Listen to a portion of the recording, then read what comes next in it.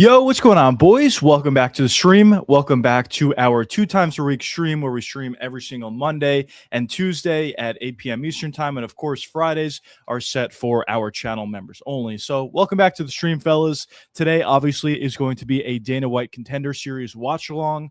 The card today actually is a little bit more highly anticipated than the card last week. Last week's card, I should say, wasn't that great, to be honest, but hopefully this card will be a lot better. And there are some big names in the card, or bigger names in the card, which I'm excited about, which we'll get into. Obviously, the Contender didn't actually start as of yet. They're just doing their intros and all that stuff. But as soon as the first fight of the night starts, and for every single fight, obviously, as you see at the top right, I will have this timer synced up to where I'm at in terms of the rounds and whatnot. So excited to get into it, but before we get into the Contender Series itself, there is not really much news at all, to be honest. The only thing is Peyton Talbot was announced. Peyton Talbot versus Davison Figueiredo was announced, but that's something we talked about in a previous live stream a little bit ago. I think we all already knew about that, but outside of that, to be honest, not much additional news. It is just fight week for UFC Sacramento, a card that honestly I'm pretty excited about, especially for the main event. And from a betting perspective, there actually are a couple spots that I did like. I placed a couple bets already, so for all you channel members, all those plays will be out sooner rather than later. But the main event is Fluffy Hernandez versus Gregory Rodriguez. I have a good read on this, I feel. I personally think Fluffy's going to be able to win this fight. I think he's going to be able to pull away once we get out of the first round, and especially once we get into the latter half of the fight, rounds 2, 3, 4, 5. But we'll see. That one should be interesting. Round 1 is absolutely going to be a difficult round for Fluffy. Just avoid those body shots, avoid the big power shots of G-Rod. But if he does that, and I think he will, I think he should be okay. Sergey Spivak versus Vitor Petrino, I think is honestly somewhat of an interesting fight as well. We'll see how that one goes. I do kind of like value on that one. RDR versus Roman Dolidze. We'll see how fun that fight actually is, but I do think RDR should be able to win that fight. Judiz is fighting on the card. What more do you want? Gazia versus Nchescuanu, or Nchescu, however you say his name. He's also on the card, or they're both on the card. And then of the prelims, honestly, the prelims are kind of shit, if I'm going to be completely honest. But that's a card we have, good main event. And, for a fight night card, I think it's okay at best. I don't think it's anything crazy, but it's fine. James, what's going on, brother? Welcome to the stream. All right, thank you. I appreciate that. Joshua, what's going on, brother? Welcome to the stream. Thanks so much once again for becoming a channel member. You got to control yourself. Keep it in your pants, James. But let's go, fellas. I'm excited for this card. Some good ones, as I said before. First fight of the night is two fighters that I don't know, but I do know Fazil. I think it's that guy. Yeah, it is. I do know him. Who's going to be in the main event. So we'll see how good he actually is. Very good. We're just doing a quick Twitter check to see if I missed anything. Carlos Prates did say he is next in line to getting the title shot. Now, I talk about this a lot, but that doesn't actually mean anything. Just because Prates wants the shot doesn't mean he's next. Obviously, he wants the shot. But we'll see. I personally said on this stream that I think it is quite close because on one hand, Prates did fight more recently. He did absolutely butcher Jack Della Maddalena. But at the same time, Micah Morales also butchered Sean Brady, who was the number 2 ranked guy in the world at that time. And he put him out in a round. Fight wasn't remotely close. And on top of that, he became the backup fighter for UFC 330, which historically is something the UFC likes. So we'll see. I think both these guys are going to be jawing back and forth to figure out who gets the next title shot. But I do think the fact that Morales actually did weigh in as the backup fighter for 330 is going to be a positive sign for his chances to get the next title shot against Islam. But as I said, I personally would be, either fight would be fun, but I think the Morales one is a lot more interesting than the Prates one, just because I think Prates is going to get taken down pretty easily and probably get submitted on the ground. So we'll see who gets the next, though. Yeah, honestly, that's a great fade historically. Have they ever actually won? I don't know. I don't think so. So it would have been interesting, but yeah, no, none of them on the card to fade, unfortunately. Bro, this guy's face is beat up already before the fight. Holy shit. Yo, what's going on, man? Welcome back to the stream. Um, it's fucking crazy. But all right, they're getting into the first fight of the night. We'll see how good it is. Hopefully, it's better than last weekend's card, at least the first fight of last weekend's card, which is shit. But we'll see. Tremblay versus Puga, 7-0 versus 5-1. And as I always say, going into these fight night cards or Dana White Contenders series streams, I should say, I don't actually know really many of these guys, honestly, but I kind of like it that way. I have no preconceived notions going into the fight. I'll, see how they look, and I'll have my judgments based upon how they look in the fight. What's going on, brother? I'm doing well. How are you?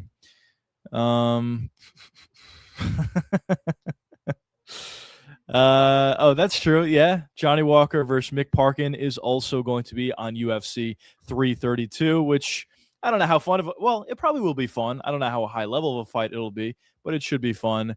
Parkin is a guy that gasses out when he's not at altitude. So now that he actually is at altitude, he's probably going to be gasping for air. So I wouldn't be surprised at all if Johnny Walker won that fight. People ask me sometimes about Mick Parkin, and I always give the same answer. I think he absolutely sucks. Absolutely sucks. So I think Johnny Walker may be able to get a win at heavyweight in that one. We'll see, though. Where are we at? Sorry. I got bread. I'm picking. What do you think? I don't even know these. I have no idea, dude. I don't know. I don't really know these guys either. So I couldn't tell you. But maybe some of you guys in chat, maybe you guys know if that's a good player or not. But yeah, also there were a few announcements for 332 besides Johnny Walker and Parkin. As I said before, Figueiredo and Talbot. Definitely a fight that's set up for Talbot to win. Then you have Gauthier versus Kopylov. Honestly, a really good fight there. We'll see how Kopylov's able to withstand the power of Gauthier. But also for Gauthier, he didn't look perfect in some of his more recent performances. He won them, but he struggled quite a bit. It seems like he only has a plan A. If plan A doesn't work, he kind of just tries to grind it out in an ugly sort of a fight. But he needs to add more to his game, it seems, based on some of his recent performances. And then we have Pulaev versus Peñas, which should be pretty good as well. Peñas, the best name in the game. But that should be a pretty fun one as well. And I guess, honestly, I forgot about this. But the biggest news of the day was Dana White said the UFC was in talks with Rome to put a UFC event at the Coliseum, but they asked for $150 million, and the UFC bowed out.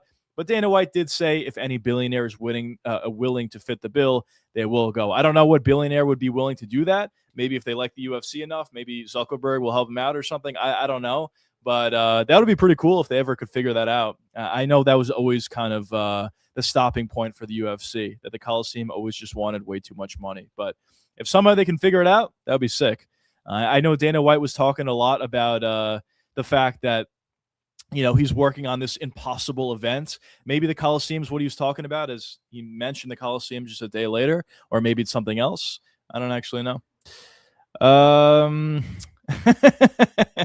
People forget, man. You're right. They forget. Brendan Lee, Baby Ngannou have power, but Kopylov will check his grappling. Yeah, I guess. Kopylov's not necessarily the greatest grappler either. He can grapple a little bit, but I think probably how that fight's going to play out is what's his face is probably going to go forward throughout the entirety of the fight, and Kopylov's going to go back where he is actually pretty comfortable in that sort of position, and he'll probably fire in body kick after body kick against Gauthier. But we'll see.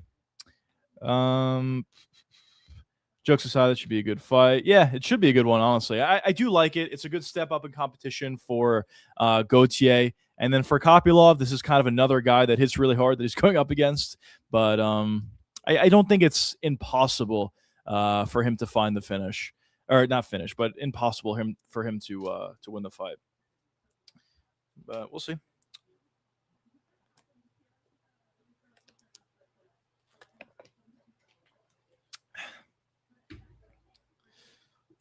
For anybody who is joining late, we're doing a Dana White Contender Series watch along, fight companion, whatever you want to call it. They're just doing their promos right now. And when they walk out, when the fights start, I'll let you guys know. And as you see up here, I have my timer, which I will sync up with the rounds if you guys want to watch along. Were you upset about how Ian Gary treated Islam Makhachev? What do you mean? In terms of him just like dabbing him up all the time?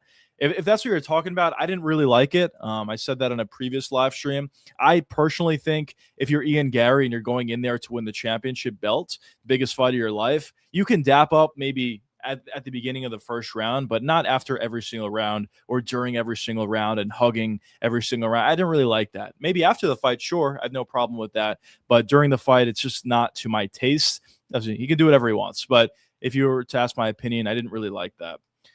I'm still very unsure about Fluffy RoboCop fight, man. I lean RoboCop. I guess fair. I mean, if you lean RoboCop, then you're basically saying he's going to get a round 1 TKO, probably with a body shot. And it's possible. It's definitely possible. Fluffy is very weak to the body, as I mentioned in a lot of streams. It also seems like he's not very defensively sound. So for a guy who hits very hard like RoboCop does, it's definitely not the best recipe ever. But as I said, I just think Fluffy needs to stay safe for one round. If he can make it out of round 1, I think he's going to be able to start to go downhill and get RoboCop into that game of stuffing takedowns. Once he gets taken down, then he has to work his way back to his feet. Then he gets taken down again, works his way back to his feet again. And I just don't think he has the cardio to withstand that sort of a pace. We saw him against Jared Cannonier where he did a lot of damage to Cannonier in round 1, but after round 1, he was completely gassed. I believe Cannonier ended up finding the finish in round 3 or 4, whatever it was. But going into round 2, 3, and 4 until the finish, RoboCop was absolutely gassed. And that's against a guy in Jared Cannonier who could push a pace for sure, but nothing like a guy like Fluffy Hernandez. So I don't know. I just don't like his chances if we get out of the first round. The way he chinned the other Brazilian guy in his last fight, yeah, against Fernandez or Bruno or Ferreira, yeah. I mean, but that's not the type of fight that we're going to see here. Ferreira and RoboCop are both fighting at a very slow pace, which is exactly what RoboCop likes to do. He doesn't like when guys throw out a lot of volume. He doesn't like when guys pressure him. If you're going to, just basically be very cautious on the feet, not throw much, not pressure much, and basically throw very limited volume, that's the type of fight he likes to be in. And that's exactly what happened against Ferreira. Basically, the first shot that RoboCop threw landed clean and turned out to be a finish. But he didn't have to worry about much in return from Ferreira because Ferreira wasn't really throwing out much volume. He wasn't pressuring. He was actually on the back foot the whole time. And I just don't think Fluffy is going to fight like that. He's going to go forward immediately. Maybe he'll be a little bit more cautious in round 1 than the rest of the fight. But if we do get to round 2, 3, 4, 5, he's going to go forward. He's going to shoot in for a lot of takedowns, probably gets a handful of them, and slowly start to gas out G-Rod. And that's kind of the issue that I have with Gregory. Fluffy pushes forward immediately. Yeah, and that's the other thing. And I wouldn't be totally surprised if he's on the back foot in round 1, as I said, but or at least the beginning half of round 1, just to stay a little bit safe from a guy who hits that hard. But yeah, he's going to go forward in this fight at a certain point in time. Maybe not as soon as the fight starts, but at a certain point in time, he's going to go forward, and it's going to be on G-Rod to land a big shot to stop a lot of that forward momentum. John, what's going on, brother? Welcome to the stream. Just doing this Contender Series watch along for week 2. We got walkouts for some of these boys. We're about to get the first fight of the night started, and I'll start the timer when that fight does start. But definitely an interesting fight, though, this weekend. Doing pretty well. I actually have something that happened before the stream, which I'm really, really excited about. I'm just going to show it to you guys because I'm excited about it. So as you guys know, I do have a merch store where it's connected to Juicy MMA for sure, but it's kind of like a separate entity where I just post cool, designs. It's like an MMA brand. Anyways, I actually got my first deal done with a UFC fighter, which is really, really cool. And this is the first post from it. If I can find my fucking Instagram here. Where the fuck's my Instagram? Here we go. Oh, I can't even show it. Fuck. Well, anyways, I was working with Matt Frivola, And he posted on his story, but for some reason I can't show stories here. Very annoying, but I'm very happy about it. But anyways, fellas, I'll answer your question in a second. But we are about to get started with round 1 between Puga and Tembri.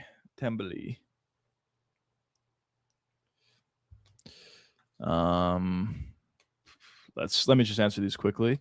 Winner of RoboCop versus Fluffy should fight DDP. I don't mind that. Yeah, I think that makes sense.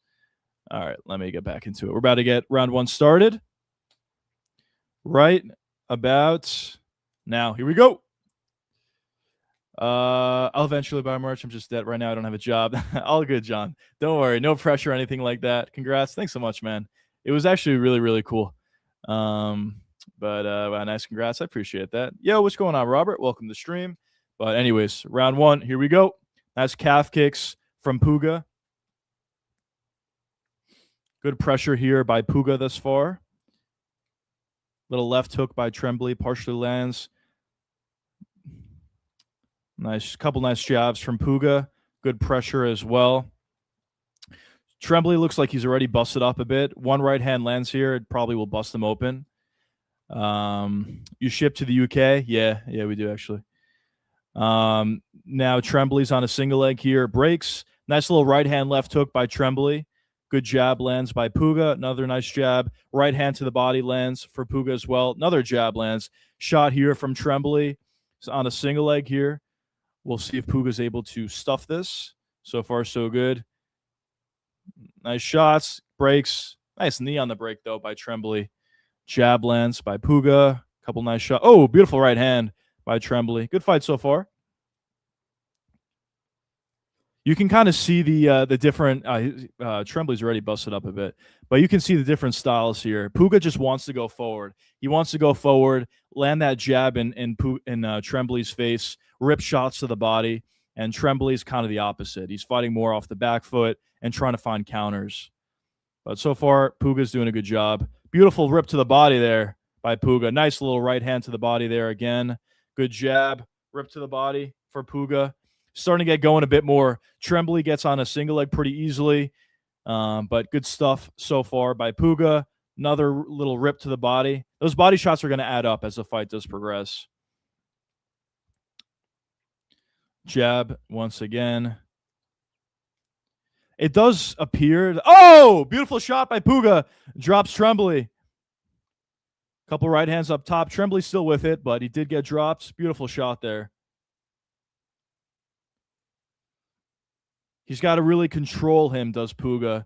Tremblay's doing a good job at making it difficult, using his legs and his arms to avoid some of these damage or some of these shots.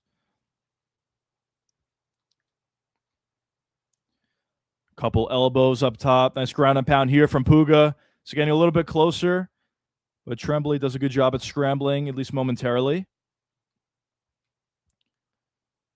Nice ground and pound shots from Puga. Tremblay's not like that hurt at this moment. He definitely recovered a bit, and they get back to their feet. Good recoverability by Tremblay.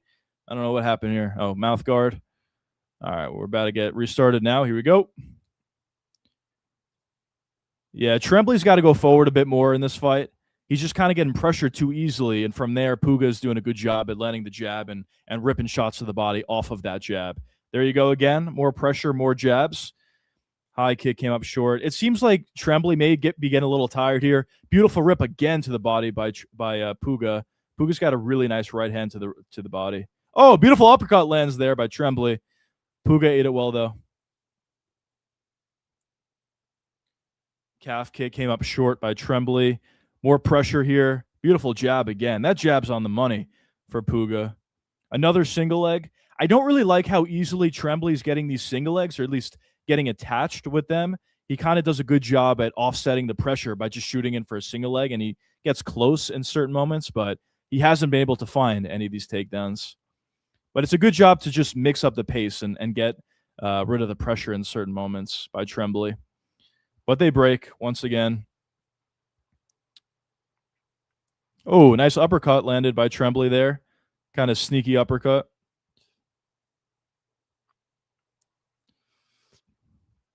Calf kick lands by Tremblay, but Tremblay's a bit he's a bit cautious in certain moments. He's a bit hesitant. Beautiful left hook right hand there by Puga. Nice jab once again, and his kind of tentativeness is getting him hit quite a bit. His mouthpiece flies out once again. I don't know what kind of mouthpiece Tremblay has, but he's got to get a new one after this if he wants to fight in the UFC.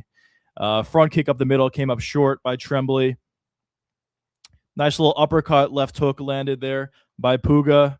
Right hand to the body. Oh! Beautiful right hand landed by Tremblay there. Puga ate it well, but he's still hurt. He definitely is hurt a bit here. Let's see what Tremblay can do. Puga does a great job at framing off and landing a big left hook by Puga. That was a good round. Very, very good round.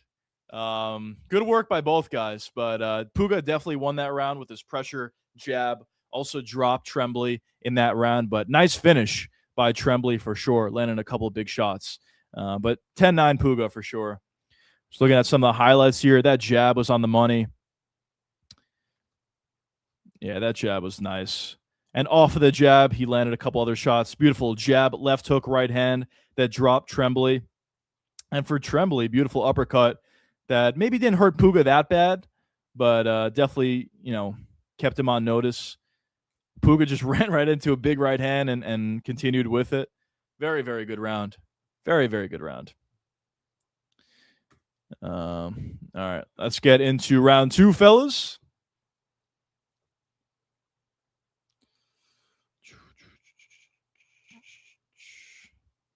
All right, round 2 is about to get started. Right about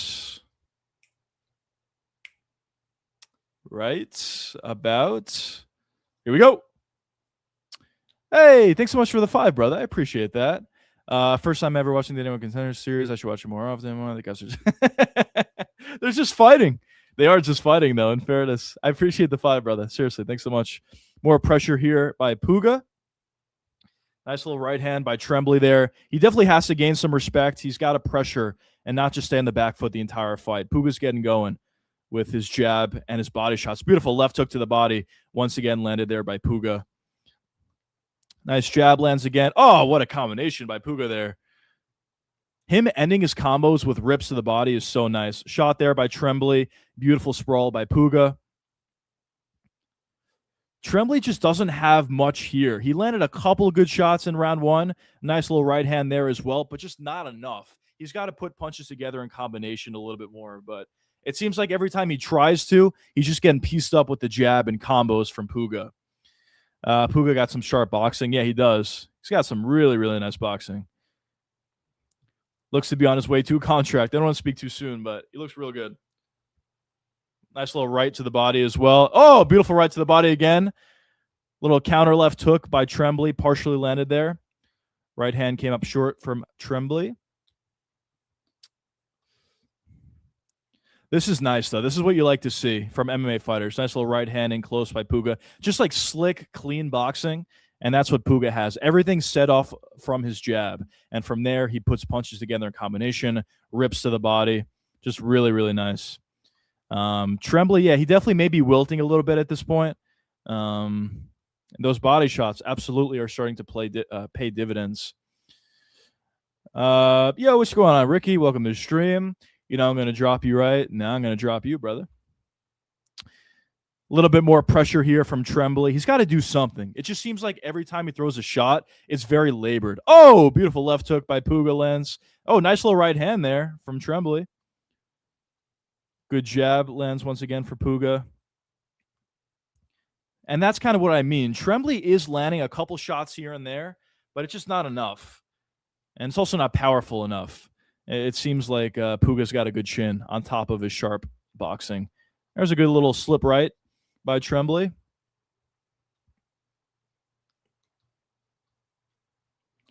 Oh, nice little left hook lands by Tremblay. Listen, Puga's good. He is getting hit, though. Tremblay's got to take advantage. Oh, beautiful right on the break there for Puga. Just clean. Nice little right again on the break for Puga. Calf kick gets checked, and then a right hand counter from Puga. Just nice boxing. Slick. Oh, nice little left hook right hand from Puga. He's really getting going with these power shots now. I would like to see him go back to the body, though. He's landed a lot of shots up top. but it seems like Tremblay's got a pretty good chin. I would like to see Puga rip to the body again, which he's kind of got away from a little bit recently. Inside calf kick lands by Tremblay. Nice little jab to the body there by Puga on cue. Oh! Beautiful left hook right hand by Tremblay. A nice little right hand once again landed by Tremblay. Let's see if we can get going a little bit more. But as I say that, Puga does land a couple nice jabs in return. Nice little jab right hand lands cleanly for Puga. He's landing some clean shots, man. Tremblay's got a good chin, or maybe Puga has no power. I don't know. One of the two. Oh, couple good shots here by Tremblay. Kind of try to overwhelm Puga here. Now he's trying to get into the clinch. Body kick on the break. But Puga still staying on the pressure here. Beautiful jab. Beautiful job at also staying on the pressure, setting up those combos. Left hook, right hook by Puga.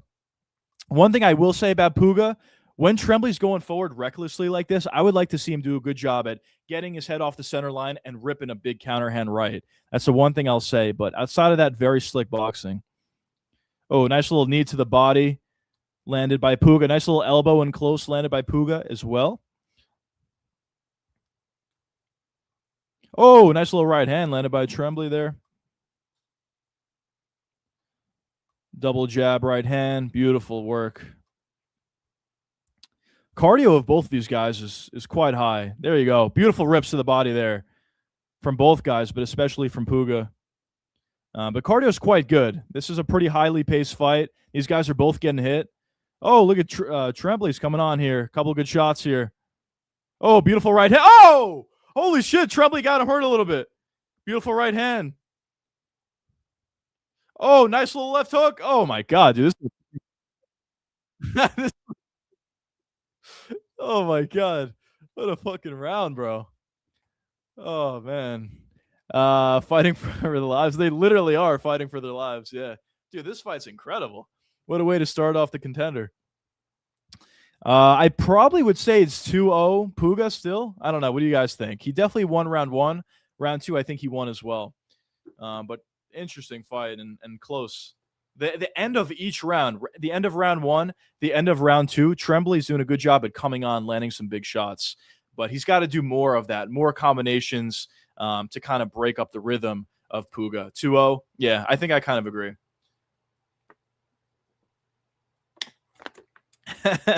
You're right, Joshua. Actual skill is displayed this weekend, at least so far. Let's not speak too soon, but so far, yeah, looks like a pretty good card. This fight's an absolute banger. Let's go. Best fight of the Contender series so far. It's only been 2 weeks, not even a full 2 weeks, but this is by far the best fight. All right, fellas, about to get into round three. Why is Dana wearing the headphones? Was he even listening to commentary? All right, here we go. Round three. Oh, beautiful pressure here by Tremblay. Nice little right hand. Oh, he might be coming on a bit, Tremblay. Nice little left hook lands again. Oh, beautiful right hand lands again. Nice little rip to the body from Tremblay. Oh, beautiful counters by Puga there. Right hand over the top. Left hook by Tremblay. Oh, dude. Oh, beautiful jab right hand by Puga. This is fucking sick. These guys are getting a little bit more reckless, but, man, this is a fun fight. Beautiful jab, double jab lands by Puga. Little uppercut landed there by Tremblay. Couple rips to the body by Puga. Dude, both these guys got to get a contract. Come on, this is ridiculous. In the clinch now, Puga lands a shot to the body. So does Tremblay. Beautiful jab landed by both guys. Tremblay got the better of it there. Nice little right hand rip to the body from Puga. Oh! Puga's hurt here. Puga's hurt. Kind of a mistake here for Tremblay going for the takedown. Puga's definitely hurt. I don't know why he shot for a takedown there. What a mistake. He does have double unders, but he's in a bad position to find the takedown.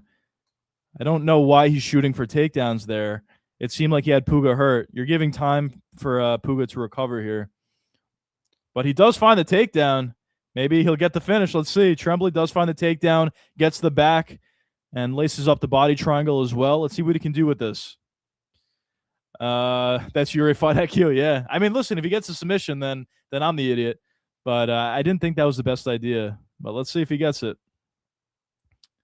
This is also a position that's very difficult to get out of as well. We saw in the fight recently between Islam and Ian, when they got the body triangle on you, it's tough to get out of it. Not saying Trembly is as good as Islam, obviously not, but in general, it's tough to get out of. I think both these guys are getting a contract, but yeah, if you Puga, obviously you want to get back to your feet. Oh, here we go with Puga. Trying to reverse position here. You almost got it. Oh, maybe, dude, imagine Scottish Twister here. Dude, that would be fucking insane, but I don't think he's good enough to get that. Yeah, he doesn't have it. If Puga survives this round, he's still got it. Yeah, he does. He does. If Puga wins this round, or sorry, if he survives this round, he should win the fight. I agree. But now Puga is on top here, landing some big elbows from up top. So, yeah, bad fight IQ by Tremblay. I don't know why he's going for a takedown there. But back to their feet.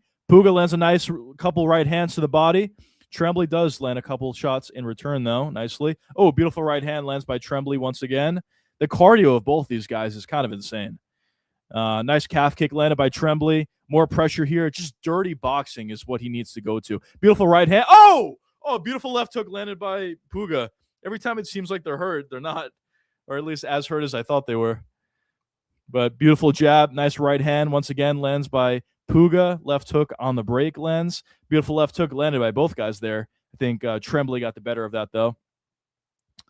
This is such a high-paced fight, man. This is fun. Another takedown attempt. A little elbow on the break for Puga. I don't know how well that actually landed. More pressure here. Back into the clinch. Puga does a good job at separating. Back in open space. Calf kick. Beautiful calf kick by Tremblay. Nice little right hand. Landed by Tremblay as well. Uppercut, left hook. Right hand counter by Puga. Oh, beautiful right hand. Oh, beautiful right hand for both guys. I don't even know how to call this fight. Front kick up the middle, came up short. Body kick missed. Another takedown attempt here, single leg from Tremblay. Doesn't seem like he's able to take Puga down, but he's doing whatever he can to find a win here. Couple like mini shots. And as I say that, momentarily found a takedown, but right back to his feet is Puga. Another takedown attempt from Tremblay. Nice, beautiful rips to the body from Puga. Couple rips to the body in return from Tremblay. But there's a difference in power when these guys are ripping. When Puga rips to the body, he's really ripping. Beautiful shots right to the liver. Does seem like Tremblay's slowing down slightly, but the fight's basically over anyway. Beautiful rips to the body again by Puga. Oh, nice little right hand. Oh, that was nice. Right hand body kick from Tremblay. Oh, nice little right hand lands again from Tremblay. Oh, nice little right hand again from Tremblay. Another right. Oh, another right hand lands for Tremblay, and that's their fight. Holy shit, man. Obviously, both guys are getting a contract. If they don't, I'm personally calling Dana. What a fucking fight, bro. Imagine you paid $10. I heard the Contender Series is only $10 to get in or something, or $20. Imagine paying $20 for that kind of a fight. That's sick. Incredible value. Yo, what's going on, brother? Welcome to the stream. Thanks so much for streaming. Thanks so much for joining the stream. Great scrap. Yeah, very, very fun fight. Obviously, as I said, absolutely both deserve a contract, and hopefully they get it. But in terms of the winner, it definitely should be Puga. Puga won that, though. Yeah, he did. I think he did. Anything else would be inaccurate, but we'll see.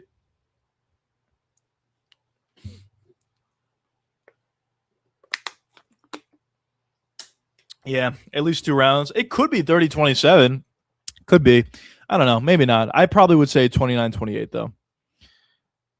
Look at that beautiful left hook lands there by Puga. His highlights are sick. But I will say Tremblay did a good job throughout the entirety of the fight of getting his head off center line and countering with big right hands. That was money. Every time he was able to slip the jab or slip the left hook, or not left hook, slip the backhand, I should say, of Puga, he did a really good job at countering effectively with the right hand. Really, really nice work from him as well. The cleaner boxer, definitely Puga, but good work from both. Look at that. Left hook into right hand. All right, let's see what we got here. I'd say 29-28 Puga. Let's see though.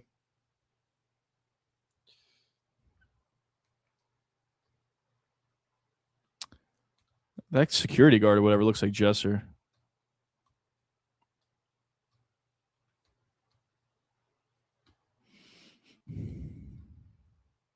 There you go. Puga won the fight 29-28. I think that's fair. I think it's fair. Almost as good of a fight as MVP Patterson. Yeah, close. I don't think any fight could ever top that one. Maybe Rose versus Sparza. But outside of that, I don't think any other fight can possibly top MVP versus Patterson. Just such a banger from round 1 all the way up until round 3. I think the real crime of that fight is the fact that that fight wasn't a 5-round fight, that it was only 3 rounds. That really sucked. But banger of a fight, boys. I will be right back, though. 1 second.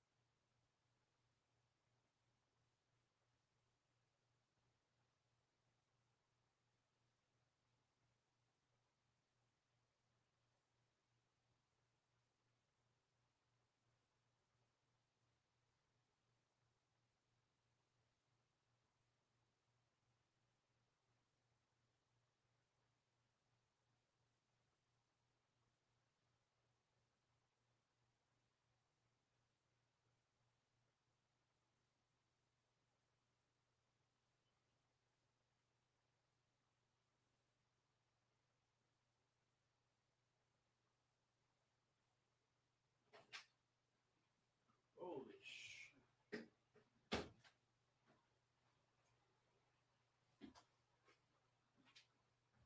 What's going on, fellas? I'm back. Dude, it's not hot in my room. It's an inferno. Holy shit. Fucking insane. Just walking into my room, it like really hits you. I just have so many lights in here. It gets so hot. It's ridiculous. Anyways, what did I miss? The way MVP the way he axe kicked him. That was insane, man. Do you think the UFC let MVP go after his last fight? They don't seem to be happy with each other. I think so, yeah. The only way of salvaging that relationship is if MVP just puts on a really, really fun performance against Ruzaboyev, which is possible. I mean, a lot of guys just don't like to throw or go forward against MVP. Ruzaboyev is one of those fighters that I think probably would throw and probably would go forward. And there is a possibility that MVP just finds a lot of counters based off of that. So this fight may be fun. We'll see. But it's going to have to be fun to, at the very least, give MVP an opportunity. But I personally think they're not going to re-sign him. They'll just let him go. This is the last fight on his contract. He'll probably go over to MVP boxing or MVP MMA, I guess, or PFL, whatever the fuck they're calling it. I think they're calling it MVP MMA now. So he'll probably go over to that after this and fight whoever they're able to sign, I guess. That's my prediction for what he's going to do. Or if he's not going to do that, it's possible that he just retires and doesn't do anything else. But I think he's going to go over to MVP. MVP to MVP.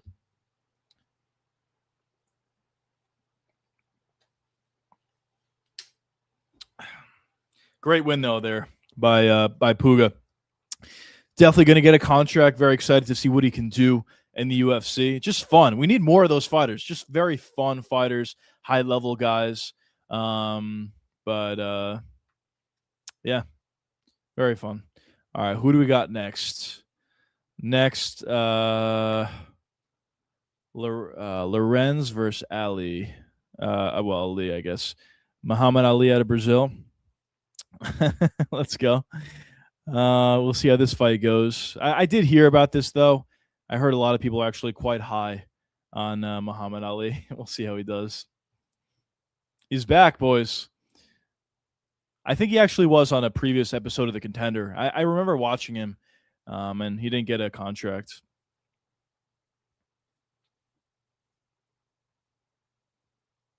Let's go. Yeah, I did see that. Yeah. Julian Robertson was very disappointed in Dean Thomas. I saw that, and honestly, rightfully so.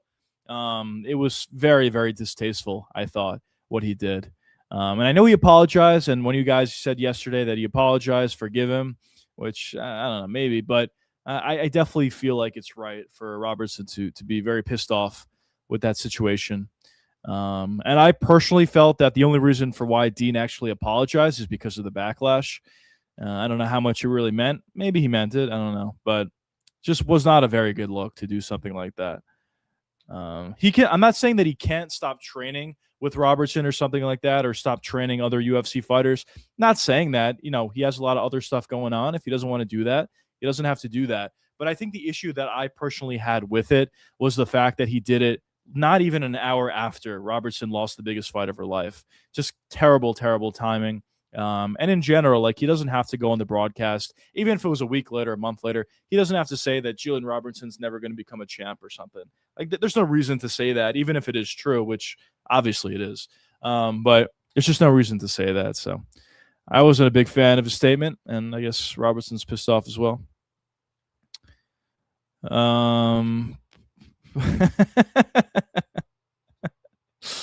Oh man, I keep seeing that clip going around of the doctor with Ilya Taporia in the Justin Gaethje fight, where he was going like this, and the doctor's like, "Nah, he's done, and then Ilya convinces the ref to let the fight continue on, and it actually does.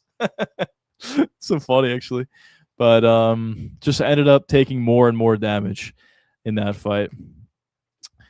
More promos for Ryan Garcia. When is that? September 12th. That's the same day as bro. This is gonna be classic. That was the same day as Jean Silva versus Yair Rodriguez. It's gonna be a perfect example of what we had a couple years ago, or maybe it was last year, when it was like one of the most highly anticipated fights in boxing, Crawford versus Canelo, on the same night of Lopez versus Jean Silva. And the Lopez versus Silva fight was like 10 times more entertaining. It was almost funny. I think we may see a repeat here. Not saying Garcia versus Ben is like the most highly anticipated boxing fight ever. It's not, but it's a pretty big fight, I would say, on the same day as Silva versus Yair. But I think Silva versus Yair is going to be a lot more fun. So yeah.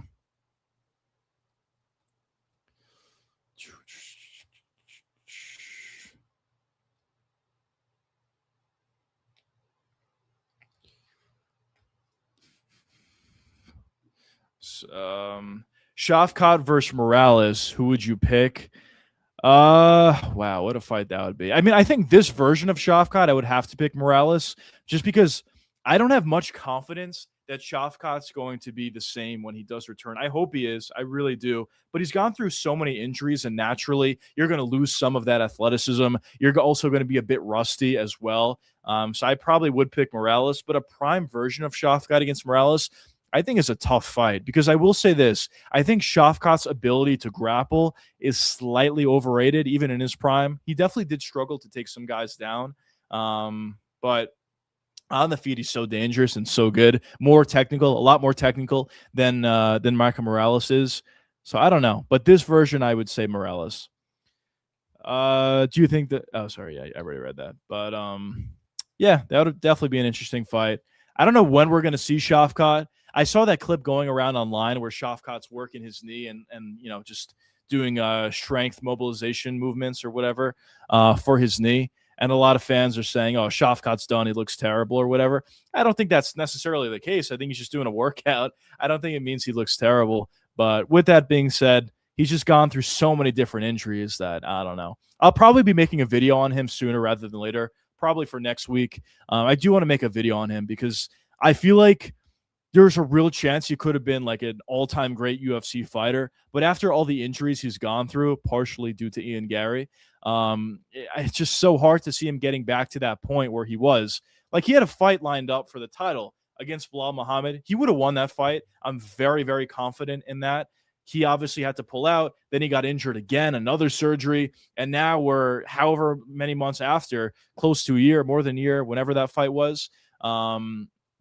And we still don't know when Shavkat's going to return. It's just such a sad story, a devastating story, honestly, for Shavkat. But hopefully, whenever he does return, he is better than ever, and he is at the very least on par with where he used to be, for one. But also for two, I would like to see the UFC give him a bit of a break. Like, I don't want to see him return and fight Prates or Morales or even like a Ian Gary, which they wouldn't do. They just fought. But I don't want to see any of like the top tier guys go up against Shavkat when he returns. I want to see him get a guy like Buckley or like Bilal Muhammad, or even like a JDM, something like that. Those are kind of the fights that I would prefer to see Shavkat get in his return fight, whenever that happens. But I think it'll happen next year, early next year. Shavkat got some shock, but his wrestling is easy, not elite. Yeah, I think that's true. Once he gets a fight to the ground, he has great submission abilities, but there has just been too many fights where he struggled to find takedowns. Eventually, he got them, like against Wonderboy and against some other guys, but he struggled a bit in certain moments, and I just don't think he's like elite in terms of his wrestling the same way that a lot of other fighters would say he is. But his ability on the ground, once it gets there, is absolutely elite, and obviously his striking is really good as well. Morales depends a lot on physicality. He's a marauder. Morales is physicality. Like, if you talk about physicality, you're talking about Morales. Yeah, I know technically there's a lot of things he doesn't do perfectly. Like, his striking isn't like technically brilliant or anything like that. He tends to throw like wild looping shots, but he gets away with it because he's physical. He's the biggest guy at the weight class. He can take a shot really well. If he lands a clean shot, he's going to put your lights out. I like those guys. I think those guys have a great chance to become champions. The guys that are that physical. What the fuck's going on here? But yeah, so Morales is physicality. Shavkat versus Amosov would be sick. That would be a banger of a fight. Yeah, especially the scrambles if it gets there. Super, super fun. But as long as the fight stays on the feet, advantage Shavkat. And I think you'd actually be able to piece up Amosov if he's able to keep the fight on the feet, which is a big if. Amosov's wrestling and grappling is so good.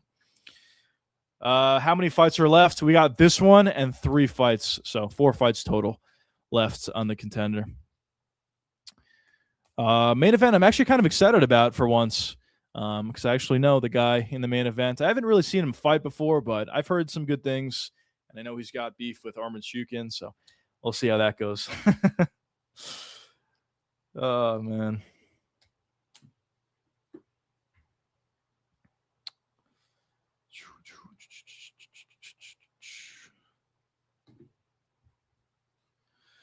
All right, fellas, just doing the walkout at this point. Where are we at here? Where are we at here? Isn't that one was on the Netflix card? Yeah, he was on the Netflix card. I don't think I watched that fight though. Well, no, I definitely didn't because I wasn't home for that. So I only watched the co-main event and main event. Like the Nate Diaz fight I watched, the Francis Ngannou fight I watched, and the Ronda Rousey fight I watched. But I didn't watch the rest of the card. So I don't know. Did he look good on that MVP card? I don't remember. I'm sure he won the fight, but I don't know how good he actually looked. All right, fellas. About to get into round 1 of this fight. See what Lorenzen got. I heard a lot of people are not very high on him. Muhammad Ali is minus 350. We'll see how the fight goes. But round 1 is about to get started right about. Here we go. Round 1. All right. Some pressure here. Ooh, double jab right hand. Partially lands for Lorenzen. Huge difference in physique between both of these guys. That was an awkward sort of spinning elbow from Muhammad Ali. Front kick up the middle. Partially landed for Ali. Another front kick up the middle. That time it landed nicely. Beautiful delayed jab right hand by Lorenzen. That's one of my favorite techniques. Adesanya did that effectively against Alex Pereira in the first fight. It's just beautiful. Put your jab there and leave it there, and then throw a right hand after that. It's a great change in pace. And good job by Lorenzen there. Front kick up the middle. Came up short. Front kick up the middle. Partially landed. Nice calf kick landed there by Ali. Nice little jab, delayed right hand, but it didn't land for Lorenzen. Seems like that's what he got. He keeps doing that same technique. If you do it too much, it becomes too obvious. Every single time Lorenzen throws a punch, it's a delayed jab, right hand. He's got to have something else off that. He's trying to do it again. It's too much. He tried to do it again. Nice uppercut there, though, by Lorenzen. That was nice. Oh, nice right hand landed by Lorenzen. Muhammad Ali's hurt a bit here. Oh, right hand landed again for Lorenzen. Those are big shots. Oh, nice right hand counter from the calf kick by Lorenzen. Oh, right hand over the top again. Another right hand over the top by Lorenzen. Another right hand over the top. Jab, right hand over the top again. It's the same combination, but it keeps landing against Ali. Ali's defense is quite bad. To get caught with it's literally the same shot that many times. But good movement there by Ali. Calf kick landed there nicely. It's the same combination, bro. It's almost like ridiculous. You got to mix it up a little bit, but it's working. Oh, nice little elbow landed by Ali there. That was a good shot. Would be interested to see how quickly Ali shoots. I mean, he's going back the majority of this fight. Tougher to do. Nice little right hand uppercut. No, oh, another right hand landed for Lorenzen. Ali, oh, beautiful right hand. Ali ran right into that. He gets dropped. Oh, he's out. He's out. Wow, what an underdog. Lorenzen wins the fight. Holy shit. That was actually kind of sick. Let's go. Not very high on Ali, to be honest. He kind of looked like he sucked. But beautiful work for Lorenzen, just landing that right hand constantly until eventually Ali also ran into the right hand when Lorenzen was throwing it full power, got dropped, and that was it. It was a good stoppage as well. I know Ali's kind of complaining about it, but that was a good stoppage. The Kurdish guy, yeah. Was a Netflix card. I hope the UFC acquires Jason Jackson. Yeah, I actually agree. Jason Jackson is one of those guys that not too many people talk about, but he's really, really high level. I would love to see the UFC get him. Yo, what's going on, man? Welcome to the stream. No need to do watch-along parties for the Contender series. Okay, I'm going to do it anyway. I only watched the Diaz fight. Fair enough. And Ngannou. Guy looks like RoboCop low-key. Kind of does. Similar physique, similar, I don't know, frame, I guess, or look to him. Got to take him down. Yeah, he definitely should have found a takedown or should have looked for it at the very least. But he was kind of just striking with the guy that's just a better striker than he is. It's pretty clear that Ali has no defense and didn't really know what he was doing. Just look at this. Just left himself way too open on that and got countered cleanly with a nice right hand. Thanks, Ali, for fucking hell. Insane. Yeah, he didn't look very good. Muhammad Ali. What a fall from grace is right. I don't know where the fuck this guy's gone. I don't think he's going to get another opportunity, though. I think he fought in the Contender series previously. Pretty sure we watched it, and I know he lost that fight. Jason Jackson deserves to be in the UFC for sure. Yeah, I hope so. I hope the UFC gets him. I guess he's in MVP right now, but I don't know how their contracts are really worked, I guess, just because I think a lot of these guys that fight on MVP just sign with the UFC afterwards anyway, like we're seeing here, the main event fighter of this card, Fazil. So I don't know. I'm sure if the UFC really wanted Jason Jackson, they can get him. But maybe things are going to be different now that the PFL is combining with MVP. Maybe the contracts are going to be a little bit more conventional outside of just like one fight deals, which is kind of what I think it was for the first MVP MMA card. Like, I don't think Francis Ngannou is signed with MVP right now. I think that was just a one-fight deal. Same thing could be said for Nate Diaz, Ronda Rousey, Mike Perry, etc. So maybe it'll change now, though, that they're combining with the PFL. But I don't know. Listen, I've said this a lot. I hope they succeed. I hope they do well. I just don't have much confidence that they will, at least right now. With the right decision-making, they absolutely can compete in the next 10 years, but that's a long time to consistently make the right decisions and be able to just, continue with it. A lot of companies, after losing a lot of their bigger fighters, like they're probably going to lose Usman Nurmagomedov, who's probably their biggest star, maybe second biggest star behind Ditcheva. It's a tough pill to swallow, but it seems like that's going to happen. And MVP just needs to, deal with it, I guess.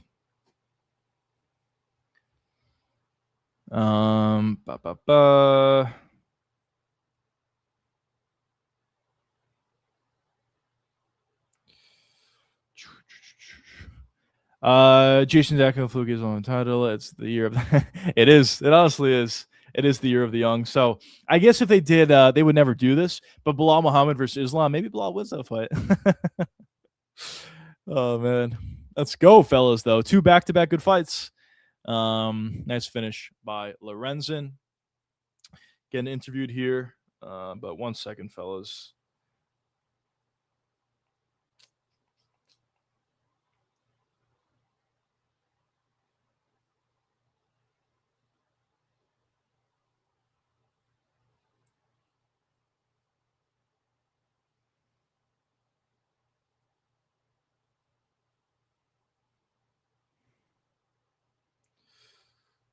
Oh man.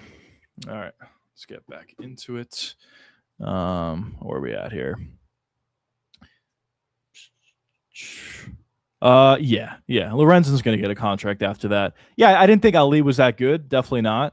But Lorenzen's gonna get a contract off of a knockout like that in the first round. So back-to-back contracts will be handed out. But for the first fight, absolutely, it'll be 2 contracts for the winner and loser. Wow, actually very interesting here. I thought there would be a bit of a bigger size difference between these boys, but they just did the first face-off between Fluffy and G-Rod, and obviously G-Rod's going to be a lot physically stronger and girthier than Fluffy is, but in terms of like the frames, this is just one angle. We'll see how they look on the night of the fight, but looks to be relatively similar sized. Let's see. Let's see what I can do here. Here we go. So yeah, it looks to be relatively similar size here, which is definitely positive for Fluffy Hernandez. But I'd be interested to see how they look during ceremonials. They actually are doing ceremonial weigh-ins this time around for the fight night. They don't do it for every card, but we'll be tuning in to see the size difference for that one.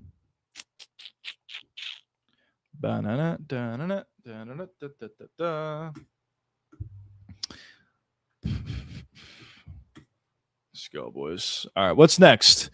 What's next on the Contender Series? Paxton versus Perez. 10-1 Paxton versus 14-2 Perez. All right, let's go. Card's kind of flying by. It feels like the first fight was great. Second fight was a quick finish. Let's go, fellas. Nothing like great fights.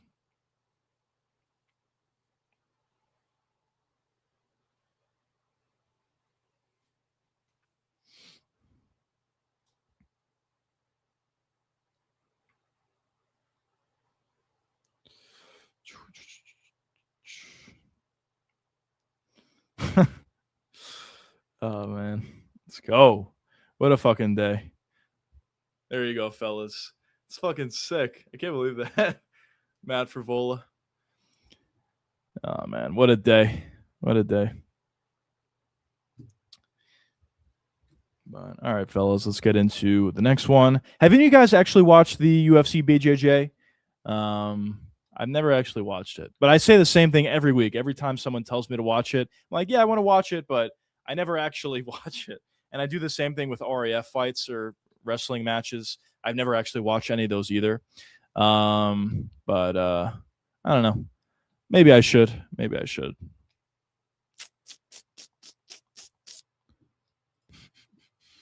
Congrats on the Frivola collab. I appreciate that, brother.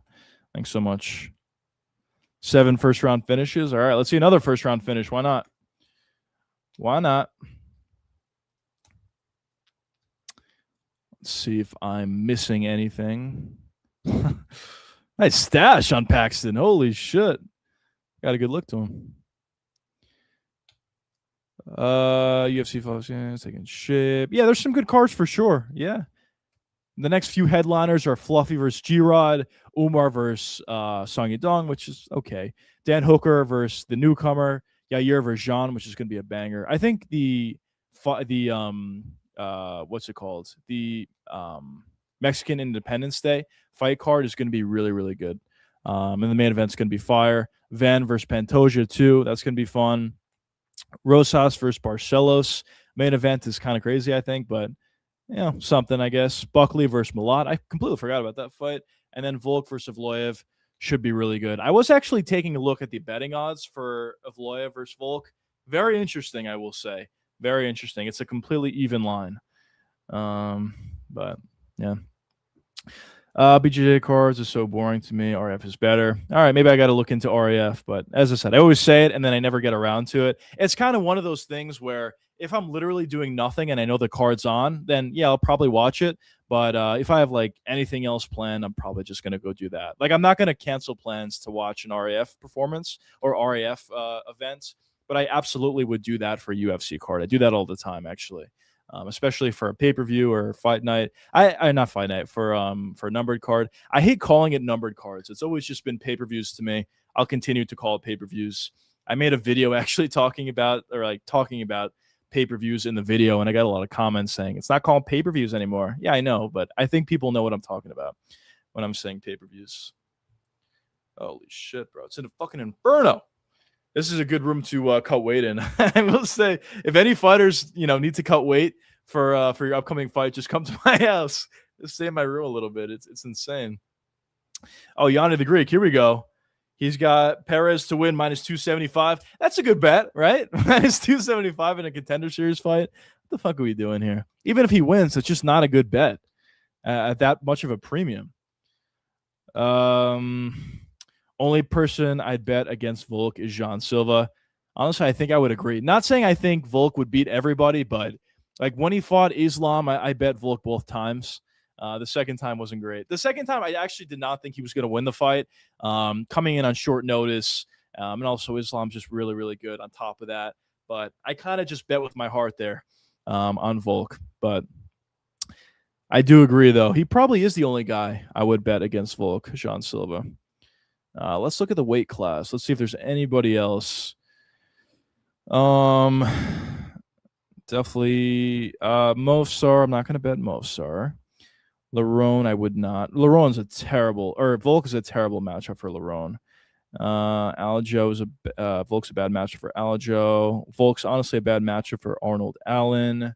Yeah, probably Jean's the only guy. Pay-per-view used to get me interested feelings. Oh, damn, I missed that. Yeah, honestly, yeah. There's nothing like a huge pay-per-view card.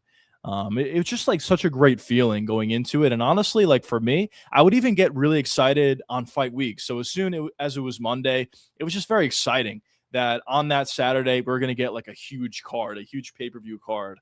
And I'm not saying there's not great cards now, but at least to me, I'm not saying I'm falling out of love with the sport. I'm definitely not, but at least to me, it just doesn't feel the same like it used to. Like when we used to have a card in the past between Islam and Charles or something like that, even Alex versus Izzy, 1 or 2, like those fights felt so big that you can't help but feel really excited for those fights really all week. Obviously, the day of the fight and the night of the fight, but even all week for me, I just got so excited for those cards. And unfortunately, now I just don't feel the same way. Sometimes I get excited for sure for some big cards, big fights, but it's not as consistent as it once was. And I heard a lot of people talking about this on live streams. I saw some other YouTubers talking about this as well.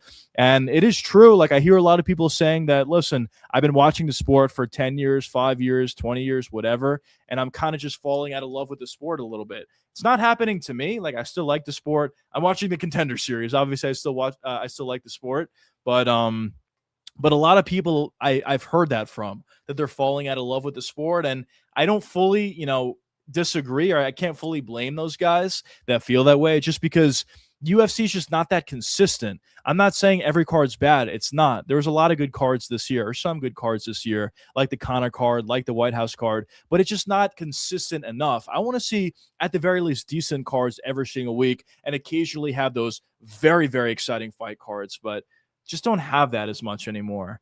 And it takes away from the sport. If you're a fan that's maybe not a complete hardcore and you're more of a casual, it's going to be hard to turn yourself into a hardcore because there's months on end where there's nothing worth even watching if you don't fully watch the sport or fully follow it all that closely.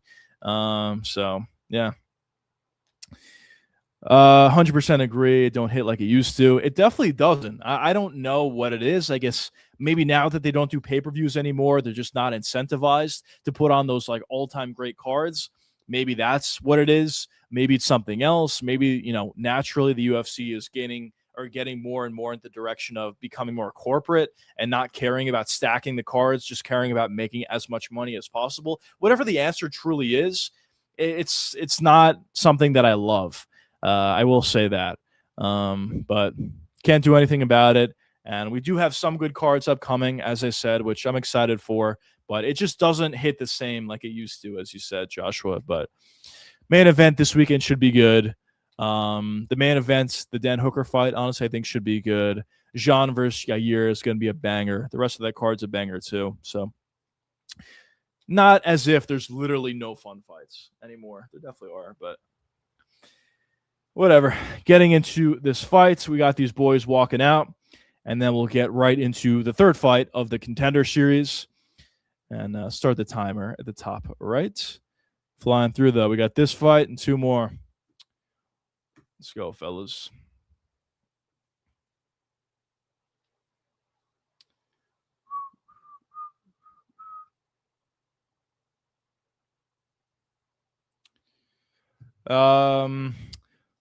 What do you think going to be the main event of 332? Honestly, I have no idea. I would like it to be Tom Aspinall versus Ciryl Gane. I don't think it would be. And actually, probably a disadvantage for Tom Aspinall if that were to be the fight location, just because at high elevation, Tom is a guy that kind of thrives early, doesn't have the best cardio, it seems. And especially at higher elevation, that would get degraded even more than it otherwise would. So probably not the best location for him, but that's what I would like to see the most. But if I had to say what I think is going to happen next, probably a fight like Charles versus Diego Lopez. I've been hearing a lot about that. Some parts of it make sense, some parts of it don't. Like Charles did pull out of the Arman fight, and then he's just going to fight on the week or a month later on that fight card. I guess doesn't really make much sense, but I heard a lot of rumors that fight could be next, so maybe that. But if it's not Tom, if it's not the Charles fight, then honestly, I have no idea. I can't even think about what it could be. And I don't think they're going to book Patty versus Ilya that soon. And I don't even know if they're going to book that fight as a main event. I don't know, for a pay-per-view card. Maybe they will, but there's not going to be a title on the line, obviously. So honestly, I don't really know. And I guess it's not the best sign in the world that we have 333 announced in full before we have 332 announced, at least the main events. So maybe the UFC is kind of scrambling a bit for that card. But hopefully it's good. Hopefully it's good. A lot of times the cards in Utah are pretty fun, though, I will say. Even though the cardio issues are there for a lot of fighters, they turn out to be pretty fun fights and a lot of finishes as well. But all right, fellas, just about to get started with the third fight of the night. Get right into it. Do you think Marvin Vettori should retire? Yeah, I do think so. Like, I don't really know what's left for him to do. He was never a champion or anything like that. It's not like he accomplished that much, but he's just taken so much damage. Eventually, his chin's going to go. I mean, he's only human, unless he's not. I don't know. I know his chin's like insane, maybe the best of all time, but at a certain point, like, it's got to go. So him continuing to fight just gives more and more opportunities for that chin to go, which I don't think there's any use for that. But I don't know. Anyways, though, getting into the fights, round one. No Yanni tonight. No, he did. He gave us a play. Yanni gave us Perez minus 275, which I think is a dumb play, even if he wins. But that's his bet for this fight. Pressure here. Nice little uppercut landed by Perez. Pressure here from Perez. Calf kick feint by Paxton. Vettori and Romero got the best chins of all time. Yeah, I think so. Probably. Diego Lopez is up there, I think. But those two guys' chins are actually insane. Some good movement here from Paxton. Overhand right. Just missed by him. Good feints by both guys. Seems like they know how to strike, at least to a certain level, unlike the last fight. Nice little uppercut. Cheeky uppercut landed by Perez. Nice takedown attempt by Paxton. Then he throws a knee up the middle and falls back to his back. Now Perez is on the pressure. Beautiful left hook to the body. I love clean body shots. There's nothing more aesthetically pleasing than that. Nice little right-hand counter by Paxton when Perez threw a calf kick. Uppercut came very short there by Perez.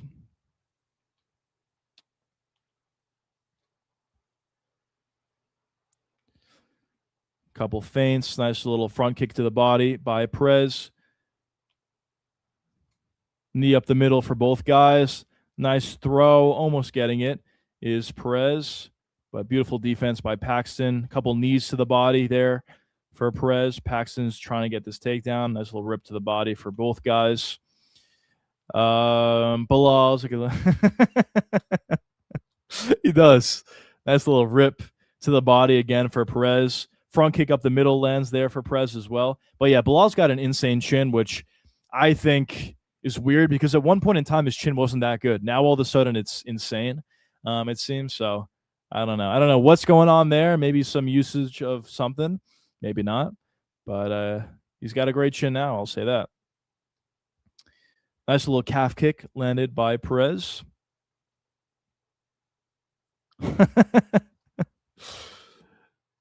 Good jab landed by Perez. Much more of a tactical fight in this one compared to the previous two. A lot of feints by both guys. Calf kicks here and there. Front kicks up the middle here and there.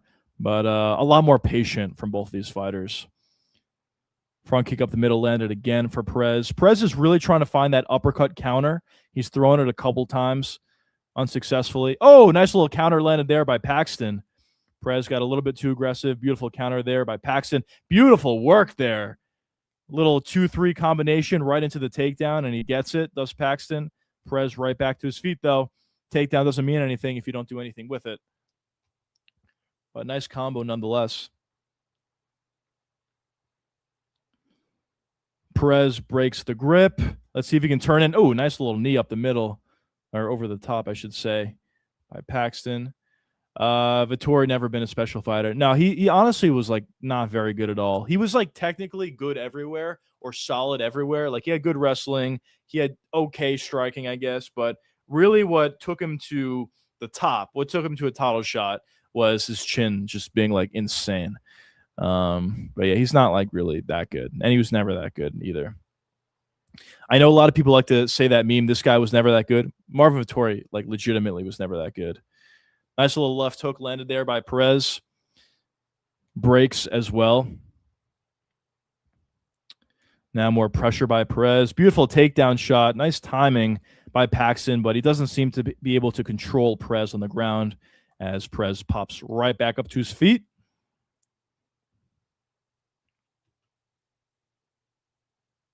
Calf kick lands nicely by Perez. More pressure. Spinning back fist came up short by Perez. Both guys are just having trouble landing cleanly on each other. A lot of feints, but nothing too clean consistently, at least. Maybe here and there, but nothing crazy. Good defense from both fighters.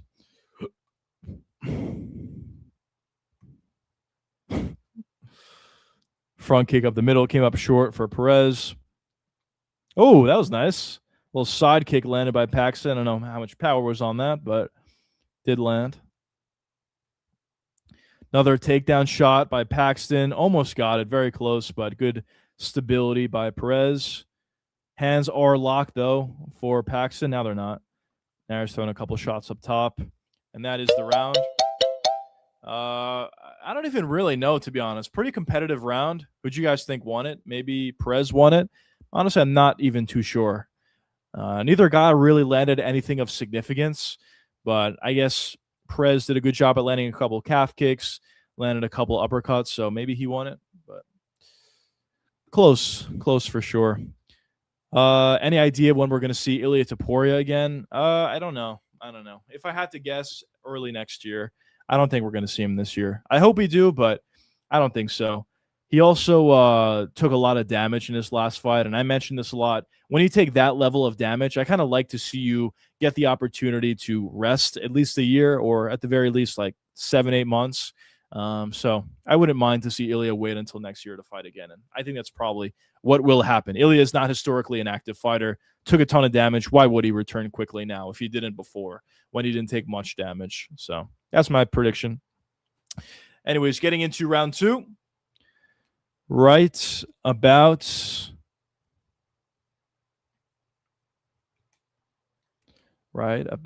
now. Here we go. Toss-up round for me. Yeah, super close. Perez will KO him. Watch. Let's see. Nice calf kick landed by Perez. Another calf kick landed by him. Oh, that was weird. Eye poke? I don't know what the hell happened there. Oh, beautiful right hand landed by Paxton. Oh, nice left hook. Beautiful call. Oh, he might find the finish. Perez is on him here. Left hook again. Oh, uppercut landed by Perez, I should say. He's looking for that uppercut all night. Landed it cleanly there. But Paxton's still in there. Nice little overhand right. Couple jabs. Left hand. Oh, Paxton ran into a right hand counter from Perez. He's a little bit too wild at this point and a bit too open.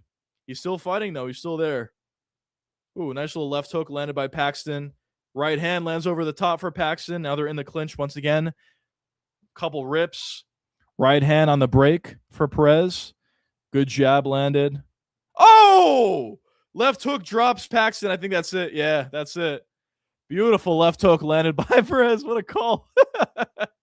He did indeed find the KO. Holy shit.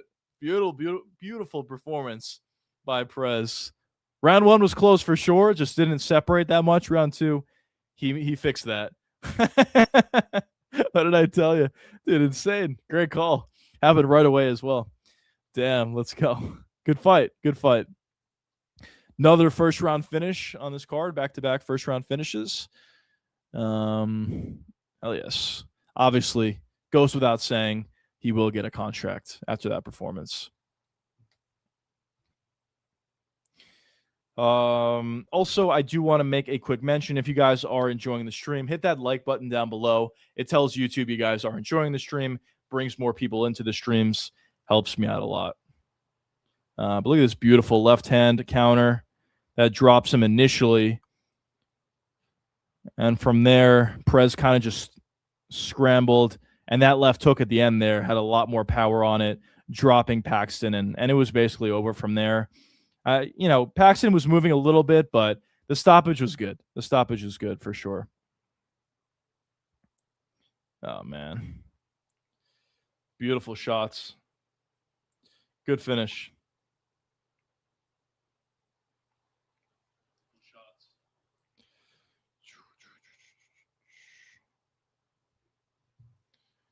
All right, well, maybe they throw him on the Noche card. We'll see. He didn't really take much damage in this fight. Maybe they throw him on the card. I know they like doing that with a lot of contender fighters that find big finishes. I don't think Paxton's terrible, though. I wouldn't mind to see him get another opportunity on the contender. Definitely not good enough to get a contract off of that, but I wouldn't mind him getting another opportunity to fight in the contender. But all right, who do we got next? Next, we got Miller versus Rodriguez. 9-3 Miller versus 7-1 Rodriguez. And then we got the main event, Fizil versus Brito, which I'm excited about. Excited to see how good he actually is. Kalshi? What's Kalshi?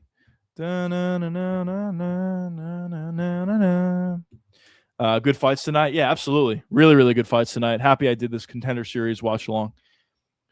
This is kind of what you get for a lot of these Contender Series cards. Sometimes you get terrible fights like we got last week for the most part, but these guys are legitimately fighting for a contract. If they win, they'll get it. If they lose, they're probably not going to get it. So a lot of the time they're incentivized to put on these banger fights. And so far today, we have seen that every single time. Every single fight tonight has been really good.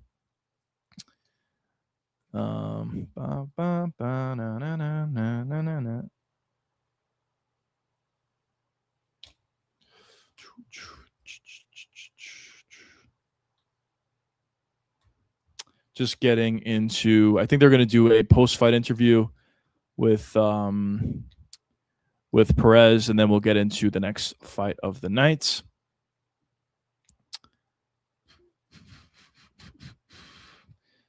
It's a little premature to close on the GOAT. Yeah, I would agree with that. Yeah. Thoughts on Peyton Talbot? He is fighting against Figueiredo.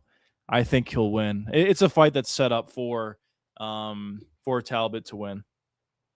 Figueiredo was good at one point in time. I thought there was a long stretch where Figgy was like very underrated. He was kind of getting priced as if he was horrible, but I didn't think he was. But at this point, I wouldn't say he's horrible, but he's obviously past it. Peyton Talbot is going to beat him. He's going to probably piece him up at range and probably find the finish. It's just a fight that's set up for him to win. He hasn't fought in a little bit. Maybe the UFC is doing him a favor. He may be a bit rusty. I don't think so, but possibly. So the UFC is doing him a favor here, giving him a fight against a somewhat well-known guy in Figueiredo, former champion, to propel his career going forward, talking about Talbot. So that's kind of what we're going to see. Probably would be a, somewhat of an easy finish. Almost as entertaining as Guskov versus Ankalaev card. Almost. We're not there yet, but close.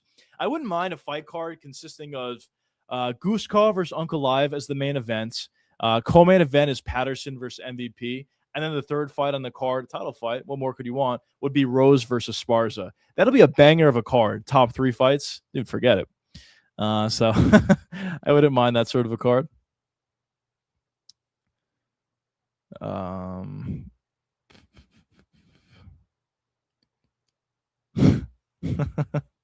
Very good.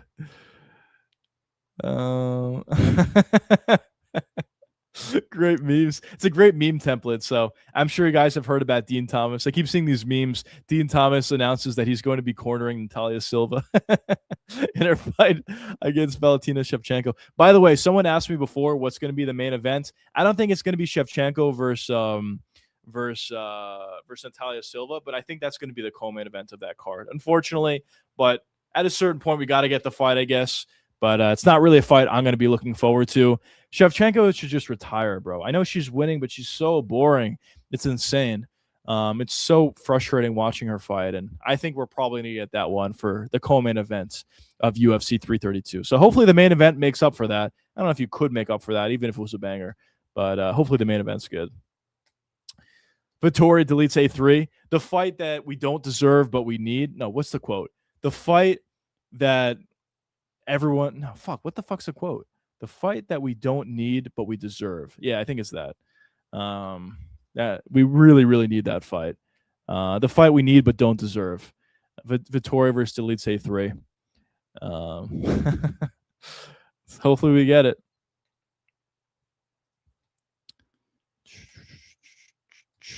Yeah, he's getting a contract for sure. Good performance by Perez, landing the left hook to find the finish. And that was it.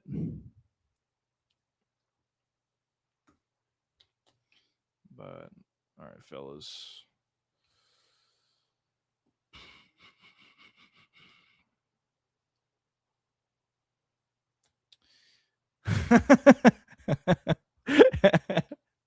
That's another fight that could be added for sure. Mick Porkin versus Shamil the Blob Gaziev. I wouldn't mind that. That could be a banger of a fight if they ever put that together. They're probably on a collision course, to be honest, to fight each other. Just because I think they're going to both lose their next fight. So if they do, then a collision course, we'll see that banger of a fight eventually, hopefully. This is a bit random, but who do you think Pereira will fight next? I think he should fight Hokit. Do I think he will fight Hokit next? I'll say yeah. I don't know what other fights are out there for him if he doesn't fight Hokit. If not Hokit, he's not going to get a title shot again, obviously. I know he wants the Gon rematch. He's not going to get that immediately. Gon's going to fight Tom. So if that's out of the question, Volkov is also out of the question. He already has a fight coming up. Sergey possibly is there, but I don't know if the UFC is going to do that. Alex versus Sergey. Unless Sergey's already booked. Oh, Gautier's there. Just talking about him before. But I think Hokit. That's the fight. They have like beef, I guess. Not real beef, but kind of beef. So I think that'll be the next fight. That fight would be legendary. Yeah, would. Pavlovich. Yeah, Pavlovich is the only other possible option, I would say. Everybody else literally makes no sense or is already booked. But and I guess you could sell that. They both hit really hard. But I personally want to see the Hokit fight. I think it makes more sense. I don't know if there's anything there really with what the fuck? Holy shit. What the fuck is this? Oh man. I don't know what this is, but this is a perfect representation of Yanni the Greek, to be honest. This is his betting style. Just this. Whenever you think of Yanni the Greek, this is what you think of. But anyways, yeah, I don't know. We'll see. We'll see who they do next for Alex, but I personally think Hokit makes the most sense. And I guess what I was saying before is I don't know how much you could really market Pavlovich at this point. At one point in time, you definitely could, but he's had a couple performances in a row where he hasn't found the finish. He hasn't, put on the most exciting fight in the world. So I think the Hokit one makes more sense. And Hokit's on fire at this point after his fight against Curtis. And also, I guess, Derek Lewis, but that one wasn't really competitive at all. I'd love to see Poatan Hokit too. Yeah, would be really fun. I think Hokit actually probably wins that fight, ironically enough. But definitely would be fun to watch. I could get passed by Kevin or too soon. I think it's a more competitive fight than people may think. Like, Gauthier did have some trouble with Pulayev, who kind of has a similar fighting style, but not as good as Kopylov. Pulayev does a good job at moving off his back foot and firing in body kicks as a southpaw. Kopylov does the same thing, but he's a little bit better than Pulayev. So we'll see. We'll see. I don't know if I would favor Kopylov necessarily. I still would favor Gauthier, but it's closer than people think. I don't know what the betting odds are on that fight. I don't even know if they're out yet. But I'm sure Gauthier is going to be like a minus 300 or something like that, which will probably be a bit too wide if you were to ask me.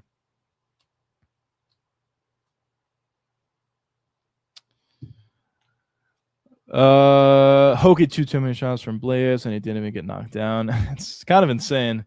It is kind of insane. He's like the smaller guy. He's really small for heavyweight. So to see him eat some of those big shots from Blades, who hits hard. I know some people don't think Blades is that good or they don't rate him that highly, but I think he's good. I think he's athletic. He's got decent striking. He hits pretty hard.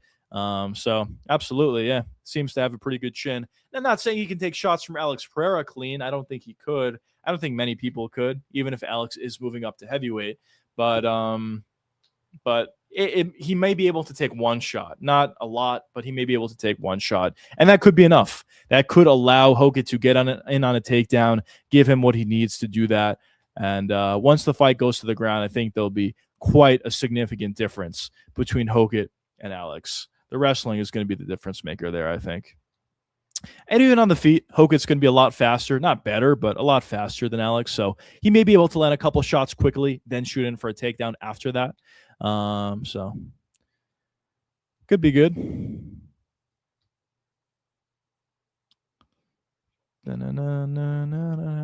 Just doing the promos for the next fight of the night, and we'll get into it. And then we got our main event, which I'm definitely excited about. By TKO, Juicy MMA. All right, let's see what else we got here. Oh, it is Tuesday. It's a good dude. What the fuck am I seeing on Twitter? It is Tuesday. Let's see the rankings updates, if any. Robertson moves down to number 5. I don't think anyone cares. And Charles Johnson is ranked again at flyweight. Okay, he wasn't even ranked before. I didn't know that. I thought he was, but now he's ranked again.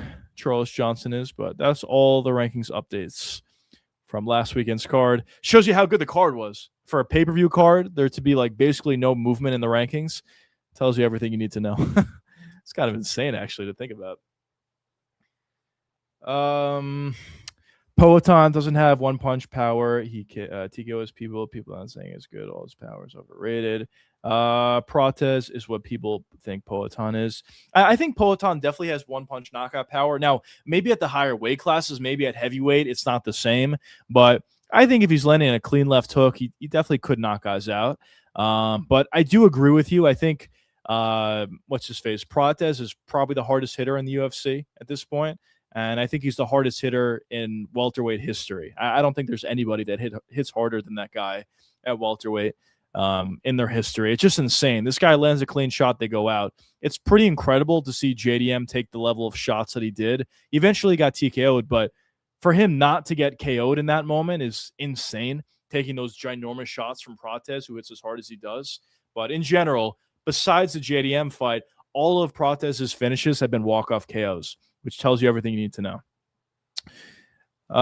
And Cop's got great power. Cop, I know a lot of people like to say Figueiredo has insane power at flyweight, which is true, but I think Cop honestly maybe even rivals Figueiredo. Like, he hits so ridiculously hard, which is very rare for flyweight. I mean, if this guy lands a clean shot on you, like, it's probably over at flyweight. Like, that's unheard of. So Cop hits really hard too, for sure. Yeah. I got to make a video on the hardest hitters. Maybe, I don't remember. Maybe I did it, but if I didn't do it, I got to make a video on the hardest hitters in currently in the UFC, and then maybe I do another video for the hardest hitters of all time. Rosas versus Barcelos, a shit card. I think I'm gonna be Chiwiwi. Yeah, honestly, I don't think it's a bad matchup for Barcelos. Barcelos is so good. He just looks like he's a million years old, and he moves so slow. And people just assume he sucks, but he's actually very good. And I think when he's going up against a grappler like Rosas, it's a good stylistic matchup for Barcelos. So I would not be surprised at all if he won that fight. I would love to see what the odds are. Probably will place a bet on him if he's the underdog, which he probably would be. So yeah, but the rest of the card is pretty shit. Yeah, it's at the Apex. What can you expect? But I don't know. The new Apex energy may make up for it a little bit. Not actually, but hopefully it's better than we think it is. I've said this in a previous live stream. I don't know how this would happen, when this would happen, whatever, because I'm not just going to fly all the way out to Vegas to go to a shitty Apex card. But if I ever were in Vegas and there was an Apex card, maybe a Contender Series fight that week, or, you know, Apex card that weekend, I think it would be pretty cool to go to it just to see the new Apex and kind of get that more intimate feel watching fights. Could be cool. And it would be ideal if the card was actually good, but not a super high likelihood the Apex card would be any good, but we'll see. Anyways, though, we're about to get into the next fight. Honestly, the pacing of this card has been kind of shit, I feel. I don't know. Maybe I'm complaining too much. But anyways, let's get into this fight. Here we go. Couple wild shots there from Miller. Calf kick came up short. Rodriguez with nice feints. Beautiful calf kick, inside calf kick landed by Rodriguez. Dude, I hate when guys wear their shorts that low. It pisses me off. Fucking Rodriguez's shorts, his fucking ass is out. It's basically, it's so annoying to me. Oh, fucking big left hook, almost landed by Miller. Oh my God, dude. Am I the only one that gets annoyed by that? It's like ridiculous. Pull up your fucking pants. But beautiful calf kick landed by Miller. Oh, front kick up the... Oh! Beautiful right hand landed by Rodriguez. This might be it. Hammer fist by Rodriguez. Yeah, it's over. You can stop it here. Well, he's moving. He's moving so far. Rodriguez. Beautiful elbow landed there as well. Knees up the middle. Miller. Oh! Miller surviving so far. Got back to his feet. Rodriguez did throw a lot there. Did he gas himself out a bit? We'll see. Shaking the arms out a bit. Oh, that was to the... Ooh. That's actually terrible for Rodriguez. That's on top of the fact that he fouled. That's going to give Miller an opportunity to recover a bit from getting dropped. Rodriguez fighting like Vinicius. Yeah, honestly, yeah. Yeah, you could definitely hear the cup on that one. But as I said, this is a good opportunity for Miller to recover from this, or from him getting dropped, and also have a bit of a break.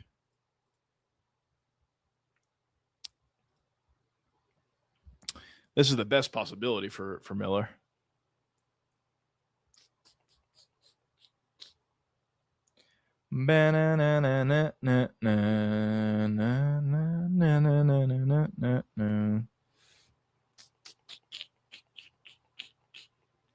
All right, let's see. And, you know, see how much time he takes. He's allowed to take as much time as he wants, but...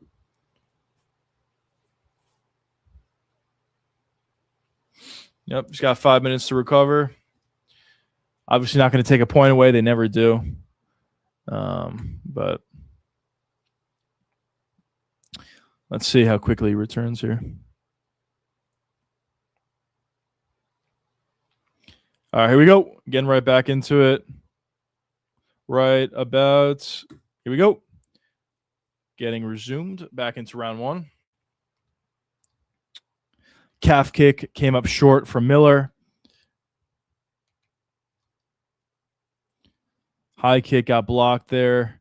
Ooh, right hand almost landed there for Miller. Good pressure here for Miller. This is exactly what you want to do when fighting a guy like Rodriguez. Ooh, nice little left hook. Very wild, but nice left hook landed there for Miller. High kick came up short. Holy shit. Or came up long. I've never seen that.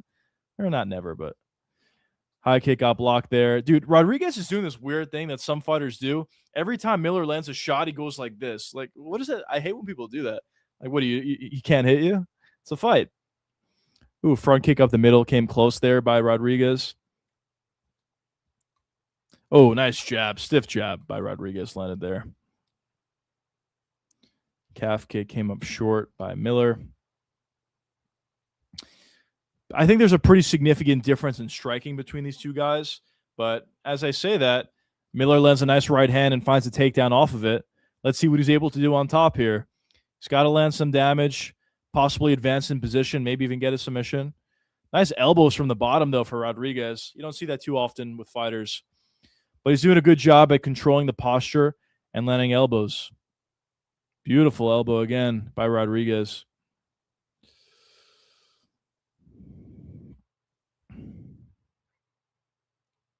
If you're Miller, you got to break this.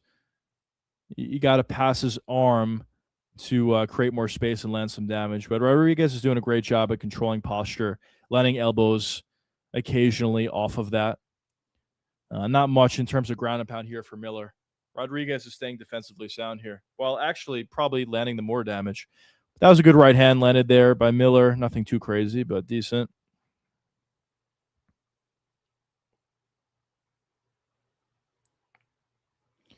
There you go. Nice elbow landed there by Miller. A little bit better on the ground and pound, but still nothing too crazy. There you go. A little bit more. Nothing too crazy, but there you go. Getting a little bit more busy.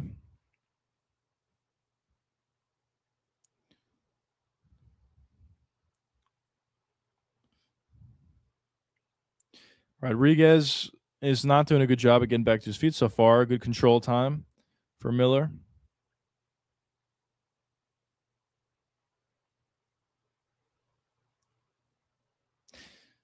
Rodriguez kind of seems content to just lay on his back the rest of the round, which is interesting. But he's getting close to the cage here. Let's see if he can wall walk and get back to his feet.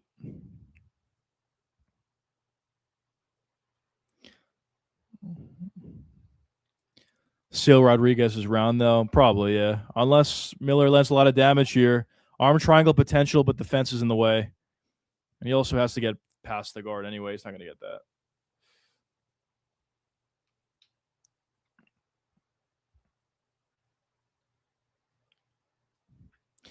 If I'm Miller, I'm really trying to land damage here to take this round.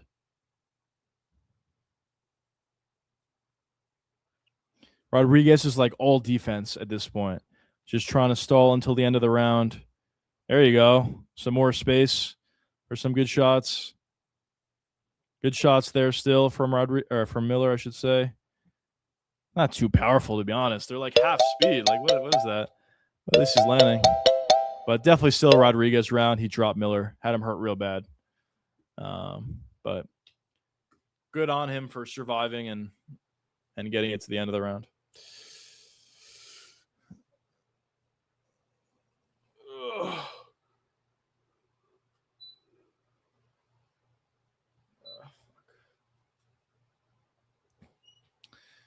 But all right. So yeah, Rodriguez round. I think we're all in consensus on that one.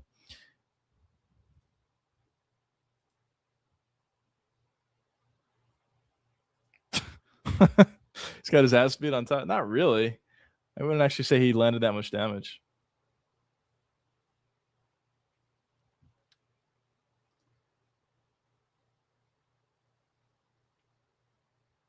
All right, fellas, getting into round 2. RoboCop versus Fluffy. I'm excited about that one for sure. All right, fellas, let's get into round 2. Right about. Look at his face. Holy shit. I think Rodriguez is going to find a finish here. That's my prediction. Let's see if I can get it. What do you think of Talbot versus Figgy? Wish they give Talbot someone better, but I like how they're building up Talbot. Yeah, it's a fight set up for Talbot to win. So I think he wins. I think he finds a finish as well. But I agree with you. I would like to see him fight someone a little bit better at this point in his career. But I think it's pretty obvious what they're doing. Just trying to get his confidence up. Just trying to get him another victory and probably a finish as well. Yeah, what's going on, brother? Welcome to the stream. What? I don't even know what you're saying, but what's going on?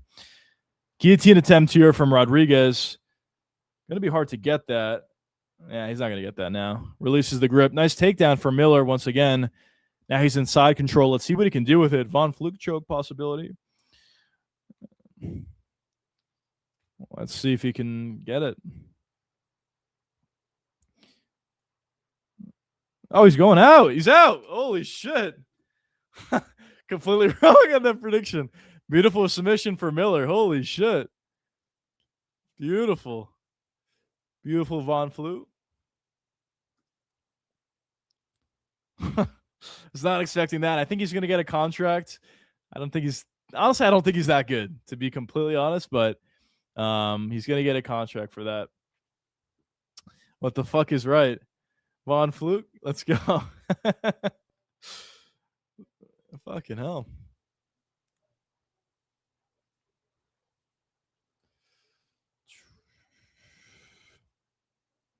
Another brother. Fucking hell, man. I don't know. I guess Rodriguez has a deficiency with the takedowns, takedown defense.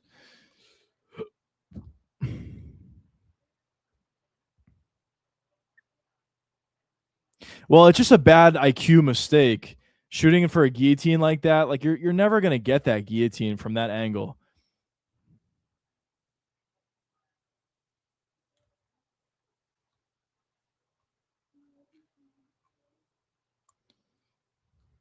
It's kind of insane. Good submission for sure. Couldn't even really tap, just went out.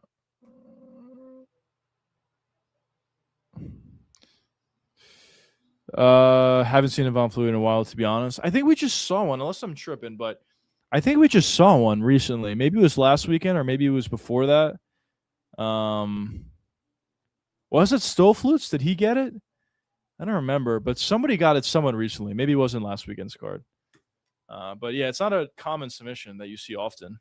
But good on Miller for finding it when the opportunity presented itself. Rodriguez is happy that he just got submitted. What the fuck? He'll probably get another opportunity on the Contender, though, I will say.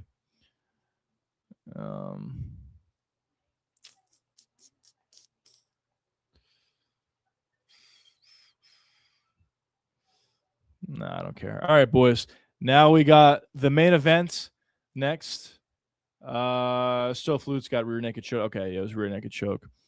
I don't remember who it was, unless I'm really tripping, but was there any other submissions on that card? Charles Johnson got the twister. Was there any other submissions? Jeremiah Wells got the ninja choke, so it wasn't that. I feel like I definitely saw it recently. I just don't remember when, but I don't know. But anyways, yeah, main event time. Fazil versus Brito. Curious what the odds are, but I would assume Fazil is a pretty big favorite, if I had to say. Haven't seen him fight. I know he fought on MVP, but I haven't seen him fight, so I'm excited to see how good he is. Or not good, I guess. Are you high on Pena? Had a great last name. I think he's solid. I don't think he's that well polished at this point, but I think there's good aspects to his game. He's very fast, has good physicality, hits really hard, pretty long for the weight class. Pause.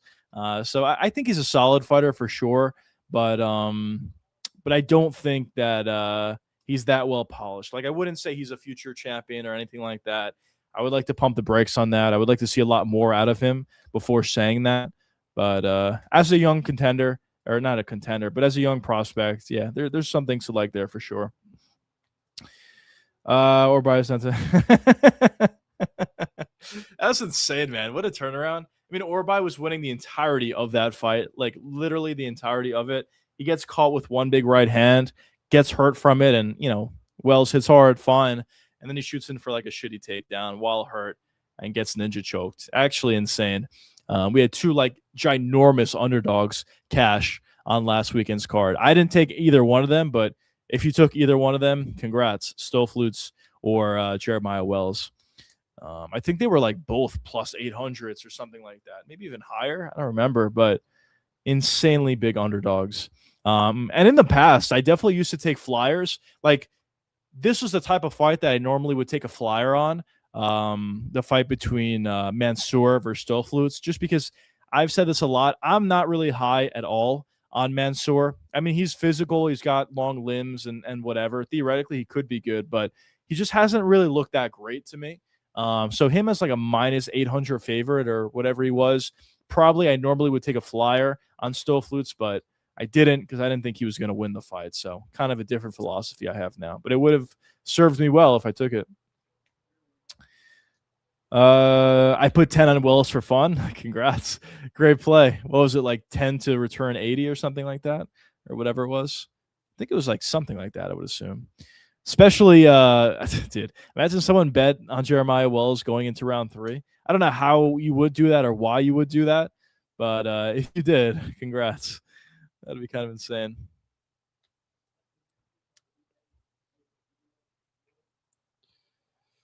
Second Von Flue in Contender Series history. All right, let's go. It was 72. All right, yeah, that's a fire bet. That definitely is a fire bet. Let's go, fellas. Main event time. Anybody's that's just joining in, we're doing a watch along for the Dana White Contender Series. Main event time now. We got somewhat of a highly anticipated prospect in Fazil versus Brito. And yeah, the rest of the card has been really good as well. If you haven't been watching up until this point, every fight has been really good. 4 finishes or 3 finishes so far. And 1 decision that was like an all-time banger of a fight. So excited for this main. Hopefully we get something good. Oh, yeah. You hear that, boys? Oh, that's how you do it. All right, fellas, let's get into it.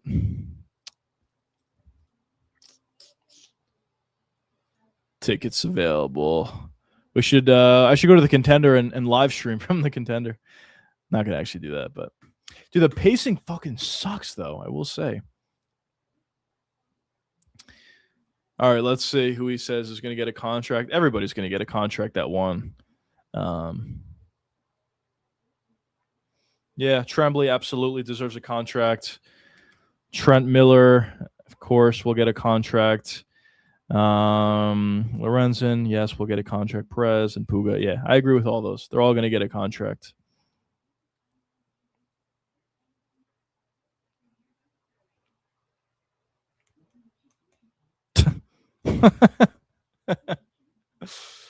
Beat Muhammad Ali, it's crazy.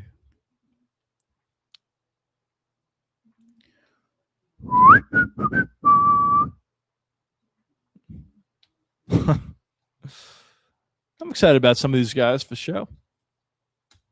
No more blue gloves. Yeah, they got rid of those blue gloves a while ago. They got rid of the blue gloves when they got rid of the like those other gloves that they used to use that really didn't work out all that well. They only had them for a couple months until removing them. And right decision. It seemed like finishes were going down. The rate of finishes was going down with those other gloves. So happy they got rid of them. And also guys' faces were getting like really busted up.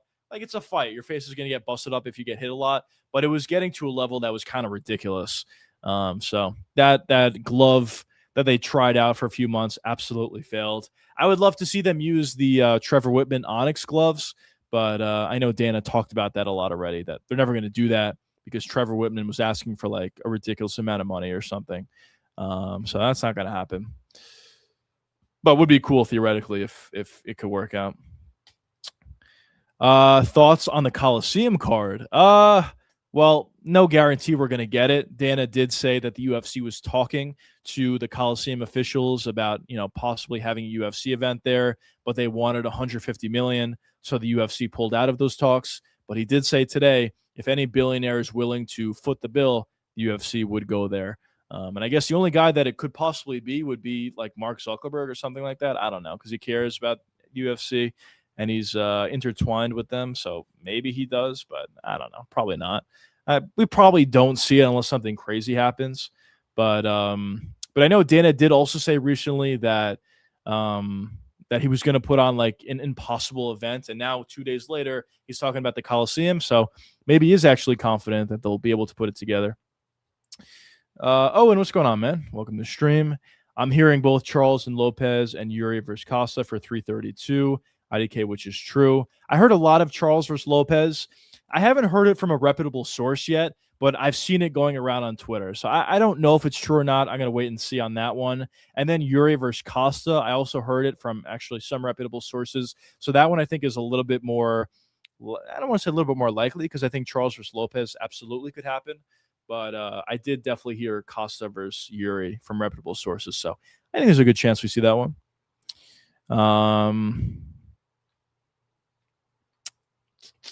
Well, actually, in fairness, though, I also heard some rumors that Yuri was going to fight DDP. So I don't know. Honestly, I don't know. But whoever you match up Yuri with, it's going to be fun. If it's Costa, it'll be fun. If it's DDP, it'll be really fun. So I don't really mind. Either of those matchups make sense and are fun. Yuri Costa would be a banger. It really would be, especially Costa at light heavyweight. I know he said he was still open to moving back down. I don't know why he would even consider that. He looks so good at light heavyweight. I mean, he put an absolute beat down on Mirzakhanov. He's a number 4 contender at light heavyweight. Why would you even consider or entertain moving back down to middleweight? You're in a great spot at the light heavyweight division. So hopefully he stays there, and hopefully he fights Yuri or whoever. It doesn't really matter. He fights whoever. But I want to see him stay at the weight class because he's probably a fight away from a title shot. And at middleweight, he's just not there. Yuri DDP would be the funniest fight ever. Honestly, it would be. It doesn't even make sense from DDP's perspective. If he wants to be a double champ, he wants to be a double champ, and maybe that's his motivation. But I think he arguably could get the next title shot at middleweight. So I don't know why he would really want to do that.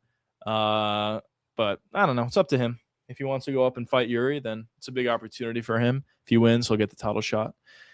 Probably. But it would be very funny as long as it lasts. It definitely will be funny. Bro, it's actually insane how fat Patty gets out of camp. And I don't know what kind of stance this is either. Let's show you guys this stance. This is kind of insane.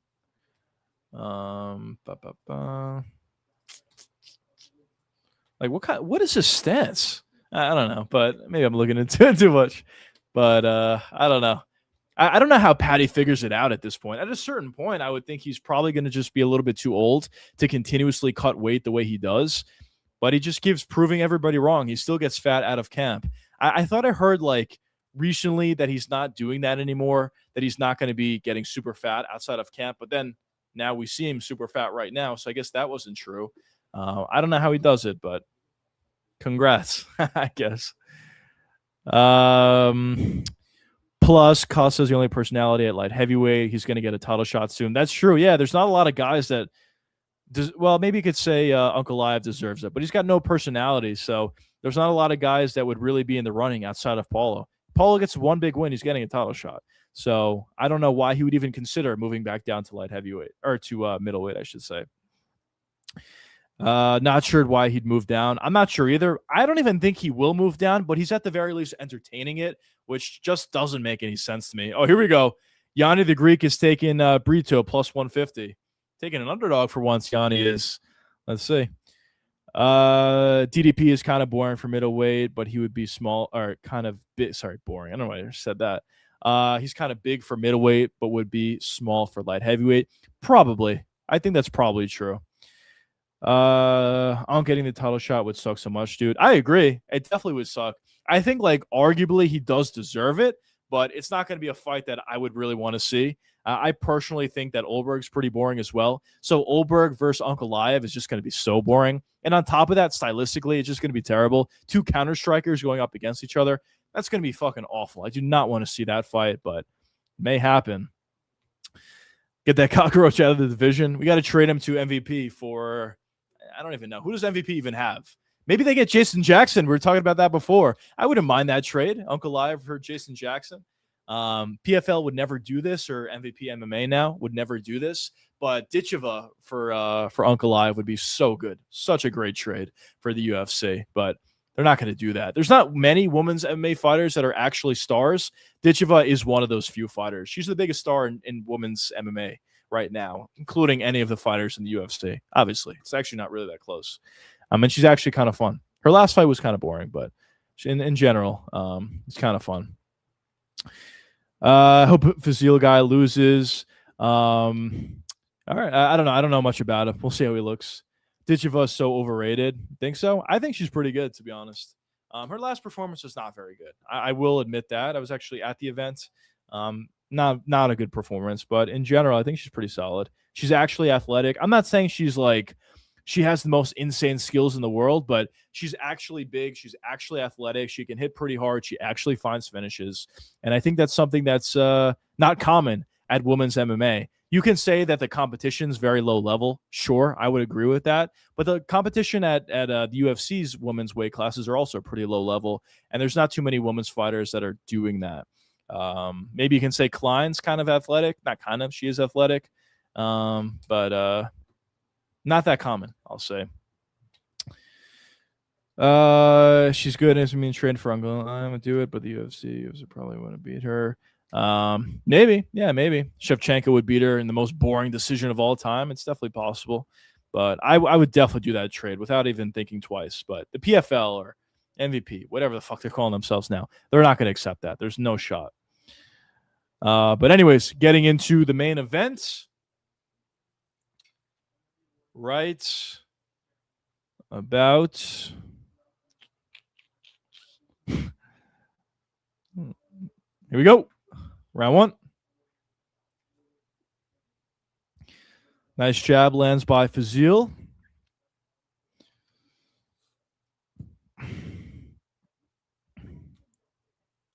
Body kick lands from Fazil.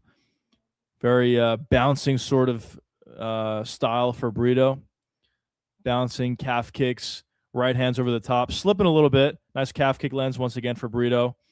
I talk about the octagon. Oh, nice right hand lands for Brito. That's a good shot. Octagon looks to be slick, though, per usual. Beautiful right hand lands again for Brito. Finding a home for that right hand already. And not really setting it up either. He's just throwing naked right hands, and they're landing clean. Nice calf kick landed for Brito. High kick came up short. Brito seems like he's smiling like in between the combinations. He's excited. He's confident in this fight. I actually just talked to Brito before the fight. He said he wants to win it. So we'll see if he does. Oh, nice little right hand counter for Fazil. That was nice. Good jab landed for Fazil there as well. Right hand over the top came up short for him, though. Oh, that was an opportunity for Fazil to find a takedown, but didn't take advantage of it. Calf kick lands for Fazil there. High kick gets blocked. He's getting a little bit more busy here. He was a bit too patient before, but nice right hand counter there by Brito. He must be extremely confident in generally. Yeah, he is. He is insanely confident. I actually just got a text too. It's kind of crazy. Inside calf kick lands by Fazil.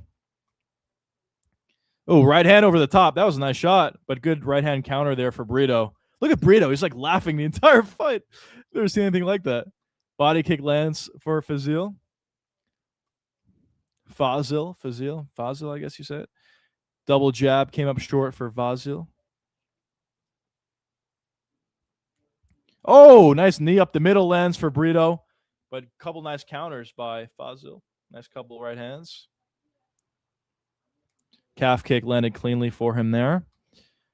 Good pressure here. I'd be interested to see when he shoots in for a takedown.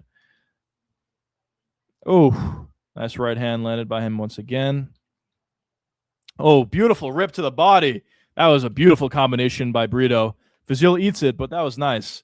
Couple rips to the body, right hand over the top.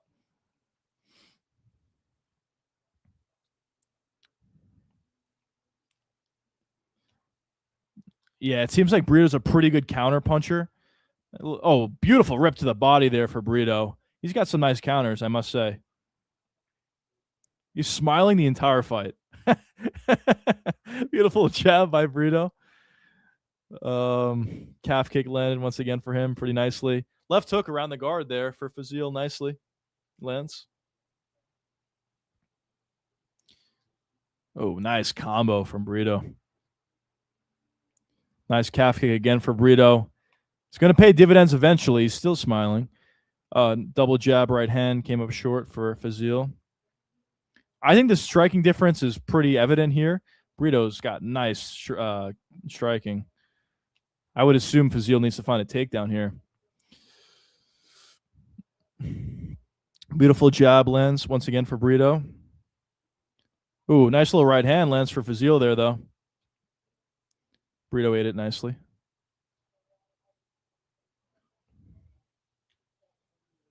Right hand lands partially for Fazil. Nice little spinning elbow or back fist partially landed. Now Brito shoots in for a takedown and gets it pretty easily. Very interesting.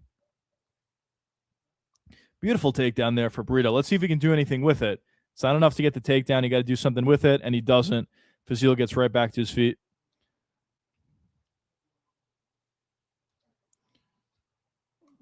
Couple double jabs for Fazil.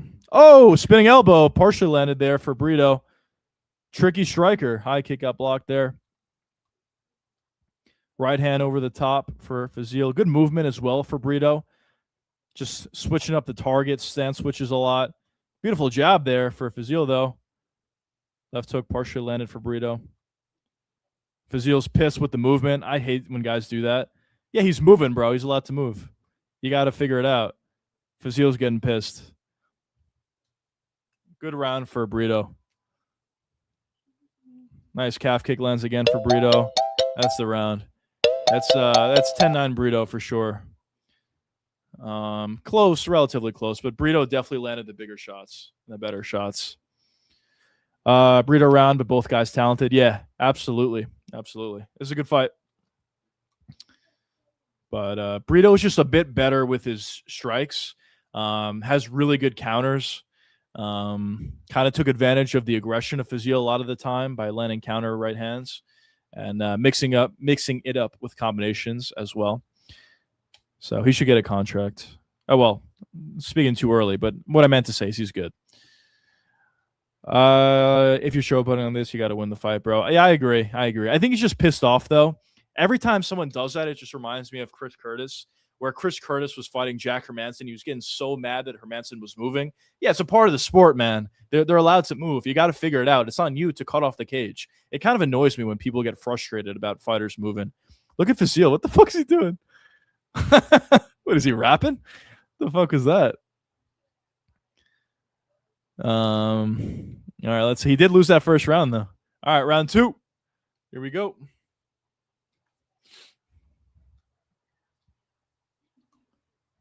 Nice calf kick lands by Fazil. Calf kick in return by Brito. Lands nicely.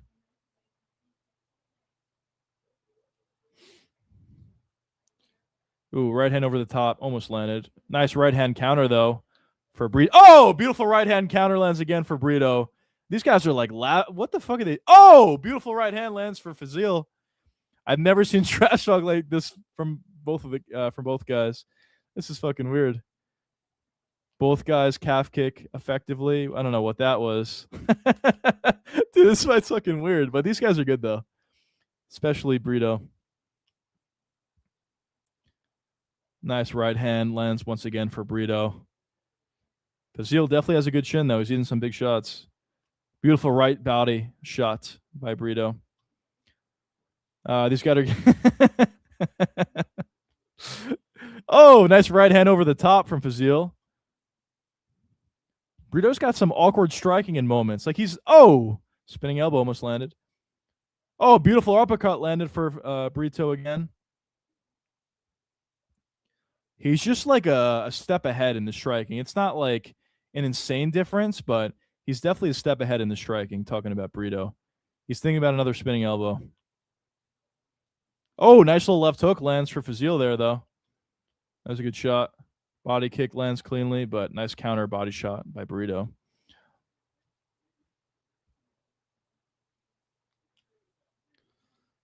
Fazil's definitely got to get going a bit more. He's kind of fighting the style of Burrito. Burrito seems to have great counters. Fazil's just walking forward and kind of there to be hit.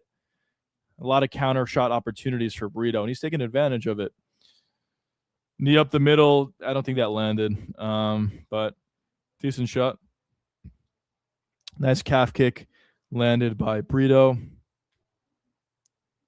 Oh, nice little shot there for Fazil. Good counter from Burrito. Right hand lands again.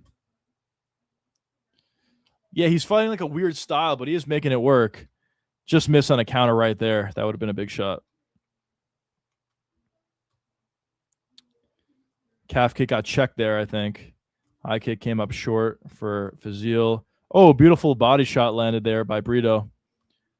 He's got some nice rips to the body for sure. Ooh, that was a slick elbow. It didn't land, but that was slick. Takedown attempt from Burrito. Nice little knee on the break by Fazil. Fazil's a step behind here, man. He definitely has to do more. Nice knee up the middle again for Burrito. Fazil's got a good chin, but he's a step behind. Right hand lands again for Burrito.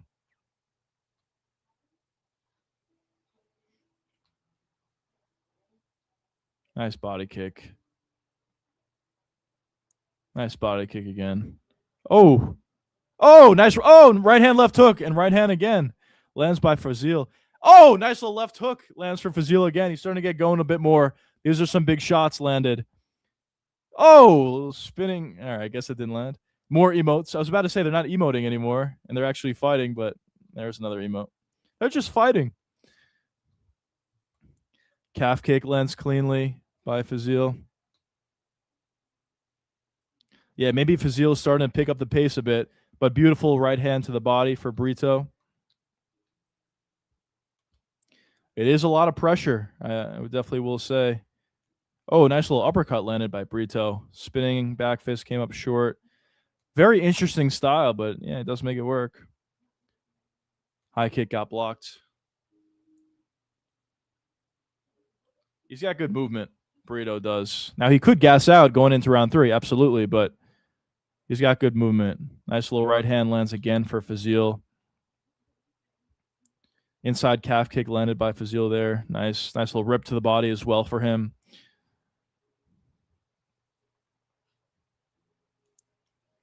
Oh, nice. Oh, right hand left hook over the top for Fazil. Burrito's like right there to be hit. When he's getting hit, he's just turning to the side and not keeping his hands up. It's quite weird. But he's eating all the shots well so far. So I guess Fazil doesn't hit that hard or whatever. That was a good calf kick by Fazil. Yeah, no takedown there, really. And that's the round. I would say Fazil won that round. Much better round for him, especially at the end. Fazil round for me. Yeah, I agree. I think he won that one. I think it's 1-1 going into round 3, and it seems like Burrito's starting to gas out slightly. So we'll see.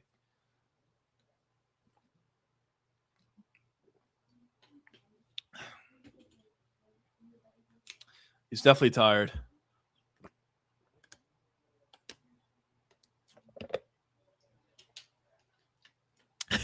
He emoted right into a giant right hand. That's kind of hilarious. Oh, look at this. When Fazil's kind of landing combinations, Brito has like this weird reaction. Look at this weird reaction. He's not even moving. His head is right there to be hit, and he's taking additional follow-up shots. Look, right hand lands there, left hook, right hand. He's not actually moving away from the shots. He's taking them well, and I guess Fazil doesn't hit hard, or maybe Brito has a great chin, or a combination of both, but it's just a little weird. Fazil's not tired, I'll say that. Let's see if he's able to pull away in round 3. Round 3 is about to start. Here we go. About to start it right now. Oh, Oh, no. Oh, beautiful body shot into a right hand for Fazil. Oh! Oh my god! Holy fuck! Dude, Brito just landed a ginormous right and knocked out Fazil cold. Holy shit. Holy shit. Just as Fazil was starting to come on, he takes a giant overhand right and goes out cold. Holy fuck. Yo, I gotta see a replay of that. That was actually insane. Holy fuck. Oh my god, I gotta see a replay on that. Definitely has to feel good for him. It seemed like they had a bit of beef. Holy fuck. Knocked him out cold, bro. He's still out. Well, he's up now, but he's really confused. Where did that come from? He was landing clean shots that weren't doing anything. And then he just gets fucking bonked. It's kind of a G performance by Brito. Obviously getting a contract. He stopped respecting his power. Yeah, it's true. I mean, he was eating all his shots previous. Let's see this again. Look at this. Giant. Oh my god, dude. A left hook right into a giant right hand. Holy shit. Oh my god, dude. That's actually like as clean of a shot as you can get. Oh my god. Look at that. Giant left hook. Put him off balance right into the right hand. Oh my god, dude. I honestly, I don't think I've seen a shot land that cleanly in a long time.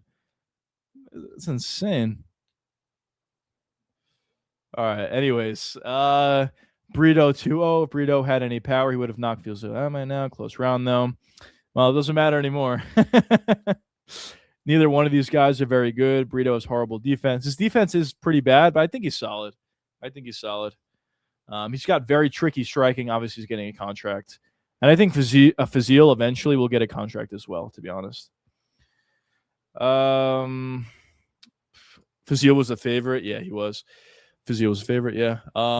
Actually, a good bet by Yanni the Greek. First time in Contender Series history that Yanni the Greek gets a play right.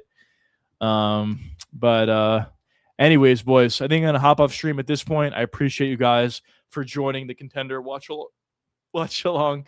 I will be streaming again on Friday for channel members, but I'll see you fellas in the next one. Peace out, boys.